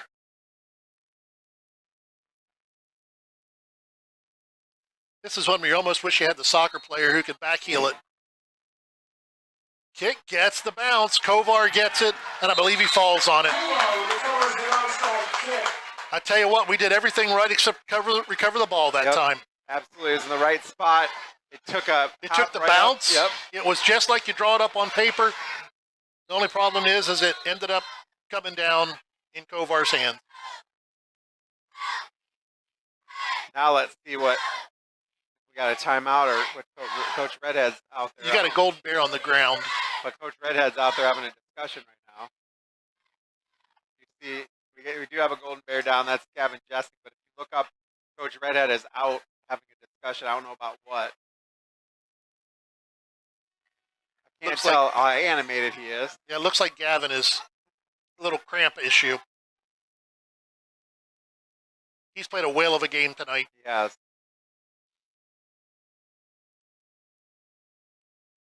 Got to play defense now. They're not going to do anything other than run the ball. I wouldn't think so. It's been successful for them tonight. I wouldn't think that you do anything except run the ball, make Bryan use their timeouts, and then the tough part for the Golden Bears is if Wauseon 3 3-yard plays and a punt, you have the Bryan use all their timeouts. You get a good punt. Bryan, chances are they got to go 80 yards into the wind with no timeouts. It's a tough ask. And if I'm the Golden Bear defense, I'm telling my players, don't bring them down, hold them up, and let us come try to strip the ball. Justin is up. Okay. It's always good to see. Moving off on his own power. Looked like it was just a cramp as they were working his calf and trying to stretch him out. There's no wide receivers, so we're going to see a lot. They got a couple tight ends in. 2:03 to go in the ball game. Wauseon 27, Bryan 26. Looking for anything to extend this game for the Bears. Bad snap. Parsons is going to get it. Going to give it to Kovar. Kovar over the 50, pounding his way forward. Gain of 7 on the play, and Bryan's going to call a timeout. The nice thing for Wauseon right now is you've got Kovar. He's played great on defense. Yep. He's only got about 5 carries, no catches tonight. He's fresh. 2nd and 2. First down here, ices it. Yep.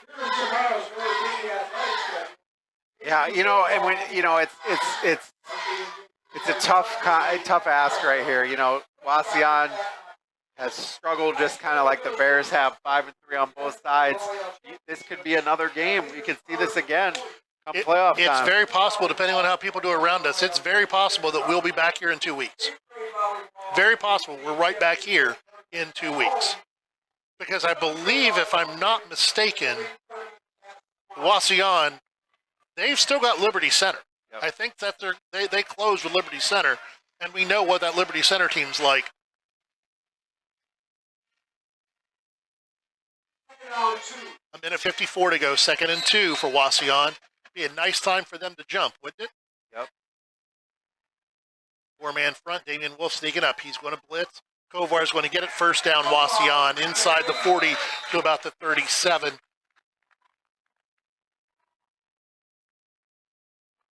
Bears doing everything right. It comes down to a 2-point conversion down there. And Chris, if we think about it, our last two of our last 3 losses, PH came down to 2 missed 2-point conversions. Tonight's going to come down to 1. With the first down, Coach Redhead knows that it's pointless now. You can only stop it 2 more times, and they can kneel on it 3.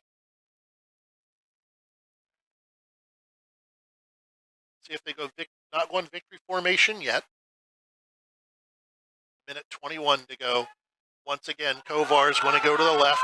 He gets outside. Schellenberger wraps him up, drags him down, but enough for another Wauseon first down. And now I think we'll probably see victory formation to see this one out. Yeah, it's a tough loss here for the Bears.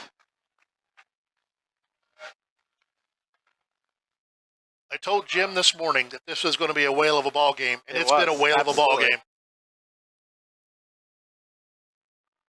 Now it's probably going to be victory formation time. Got a needle on it at least once, maybe twice. They're going to do that and not play like Miami? I don't know. They're going to run it. Boy, you do that. I don't know.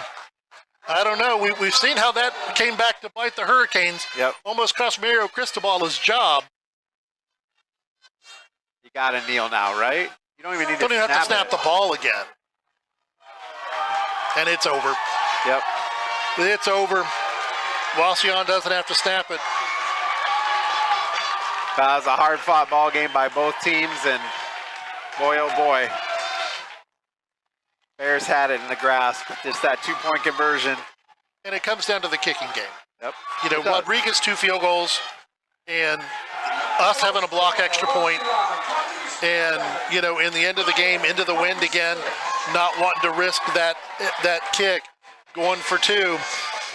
27-26, heartbreaker here tonight from Wauseon as the guys shake hands. Wauseon's going to go to 6-3, the Golden Bears to 5-4. We'll be back after this word from our sponsors as we wrap things up here tonight from Wauseon on the Golden Bears Sports Network. The Fountain City Amphitheater provides opportunities for families and friends to have fun at many different events. After winning Season 21 of The Voice on Team Kelly, Girl Named Tom recently performed a free concert on the AMP's incredible outdoor stage, thanks to numerous corporate and family sponsors. With a 5-tier sponsorship opportunity, you can help support this project and all that is to come. Sponsorships promote brand exposure and include unique bonuses with each tier. To learn more about how you can help provide quality programming at the AMP, visit cityofbryan.com/FC Amphitheater. Why do so many people travel to Jason Eats Automotive Services in Edgerton when they want their vehicles repaired? Because Dave Brown and Sam Bailey have over 60 years of experience fixing the problems that other mechanics couldn't. They work on all makes and models, and they specialize on imports. Recently, they have expanded their service area by almost 50%, and they've hired Eston Knerk to their staff. So if you have a vehicle, foreign or domestic, that you want fixed right the first time, take it to Jason Dietsch Automotive Services on the east side of Edgerton. Let's play together. Bryan, Ohio will have a new inclusive playground on the site of the former Lincoln Elementary School. An inclusive playground is a place for children and families of all physical, mental, and social abilities to learn, play, and grow together. We are currently raising funds with the goal of starting construction this fall. The Lincoln Park Inclusive Playground Project is an initiative of Bryan Parks and Recreation using a project fund at the Bryan Area Foundation. To learn more or make a donation, visit BryanAreaFoundation.org. Here at the Williams County Veteran Service Office, our mission is plain and simple. We are here to serve our local Williams County veterans and their dependents. We are staffed with trained service officers who have the compassion and understanding to assist their fellow veterans in obtaining all federal and state benefits that they have earned. Additionally, we provide emergency financial assistance and transportation to VA medical centers. So if you're a veteran or a dependent of a veteran, stop in today and see how we can help you at the Williams County Veteran Service Office. At Oberlin, Turnbull Funeral Home and Crematory, we understand that family is at the heart of everything we do. Being family-owned and family-focused is not just a slogan for us, it's a way of life. We walk alongside you during life's most challenging moments, providing a guiding hand and a shoulder to lean on. With heartfelt care and attention to detail, we tailor each service to honor the life and the memories of your loved one. We treat you like family because your journey is our journey. Oberlin, Turnbull Funeral Home and Crematory. Family-owned, family-focused. Welcome back here to Bryan, where they're sitting and kneeling, getting a post-game conversation from Coach Redhead. Pretty animated in the end zone that they were a half yard short of getting in to take the lead in this game and make it a different ball game. Missed two-point conversion inside 2 minutes for the Golden Bears, and a 27-26 win for Wauseon here tonight in what was a whale of a ball game on both sides of the the field. Both teams played well. And, you know, sometimes you just got to tip your hat to the other team. Played a good game. Wauseon did tonight. We'll be back at it next week, our final home game of the year, as the Blue Streaks come to town. Speaking of the Blue Streaks, Chris, what do we got from around the league tonight? 59-22, excuse me. Archbold over Patrick Henry. It was Evergreen 23, Swanton 21. Oh, so my. Evergreen took the lead back at like 17-14, and then 23-21 now. And Delta came back to beat Center, didn't they? 51-0. LC beats Delta. I thought I was pulling for Delta to come back and get that one. Let's get just a couple of other regional ones we look at. Sonora is beating Edgerton 31-0. I want to find that Defiance. It's 17-0. Defiance loses to Salina. Wow. And Hicksville Fairview 35-0. What about Andy's game today? How'd Pillier do against Ottawa Hills? All right, let's see where Pillier Ottawa Hills. They lost 48-7. I was afraid of that. That Ottawa Hills defense is really, really good. And it's Pillier going to Ottawa Hills. That's kind of like us going to Liberty Center. It's just a different quality of athlete. I was a little worried that Pillier was going to run into a buzzsaw tonight, and they did. Here tonight was a heck of a ball game, folks. 27-26 comes down to a 2-point conversion. We were talking during the timeout that 2 of our last 3 losses have come down to missed 2-point conversions. 2 of them against Patrick Henry, 1 here tonight, which is almost hard to believe for a team that runs the ball as well as we do, that 3-yard play is such a tough one. But that's going to wrap it up here for us tonight from Wauseon. Good night, good football, and we'll be back next week as we wrap up our home season. Derek and I'll be with you hosting the Blue Streaks of Archbold. We'll be on the air at 6:30. This game will go up on YouTube immediately when we're done here tonight. We'll be on WSN tomorrow. So thanks as we get out of here tonight.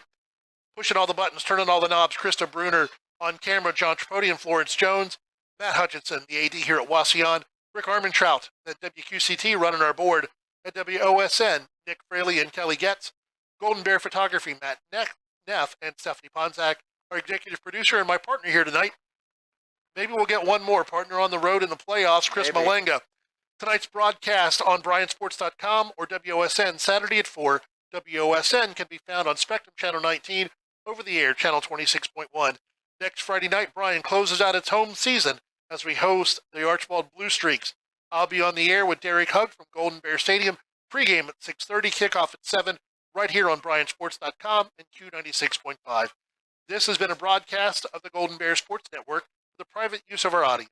Any duplication or other use of this broadcast, including descriptions or accounts of the game, without the express written consent of the Bryan City School District is prohibited. One final time, for all of us at the Golden Bear Sports Network, with Chris Malanga, I'm Dave Brobston. Again, your final score, Wauseon 27, Bryan 26. Have a good night, everybody. God bless.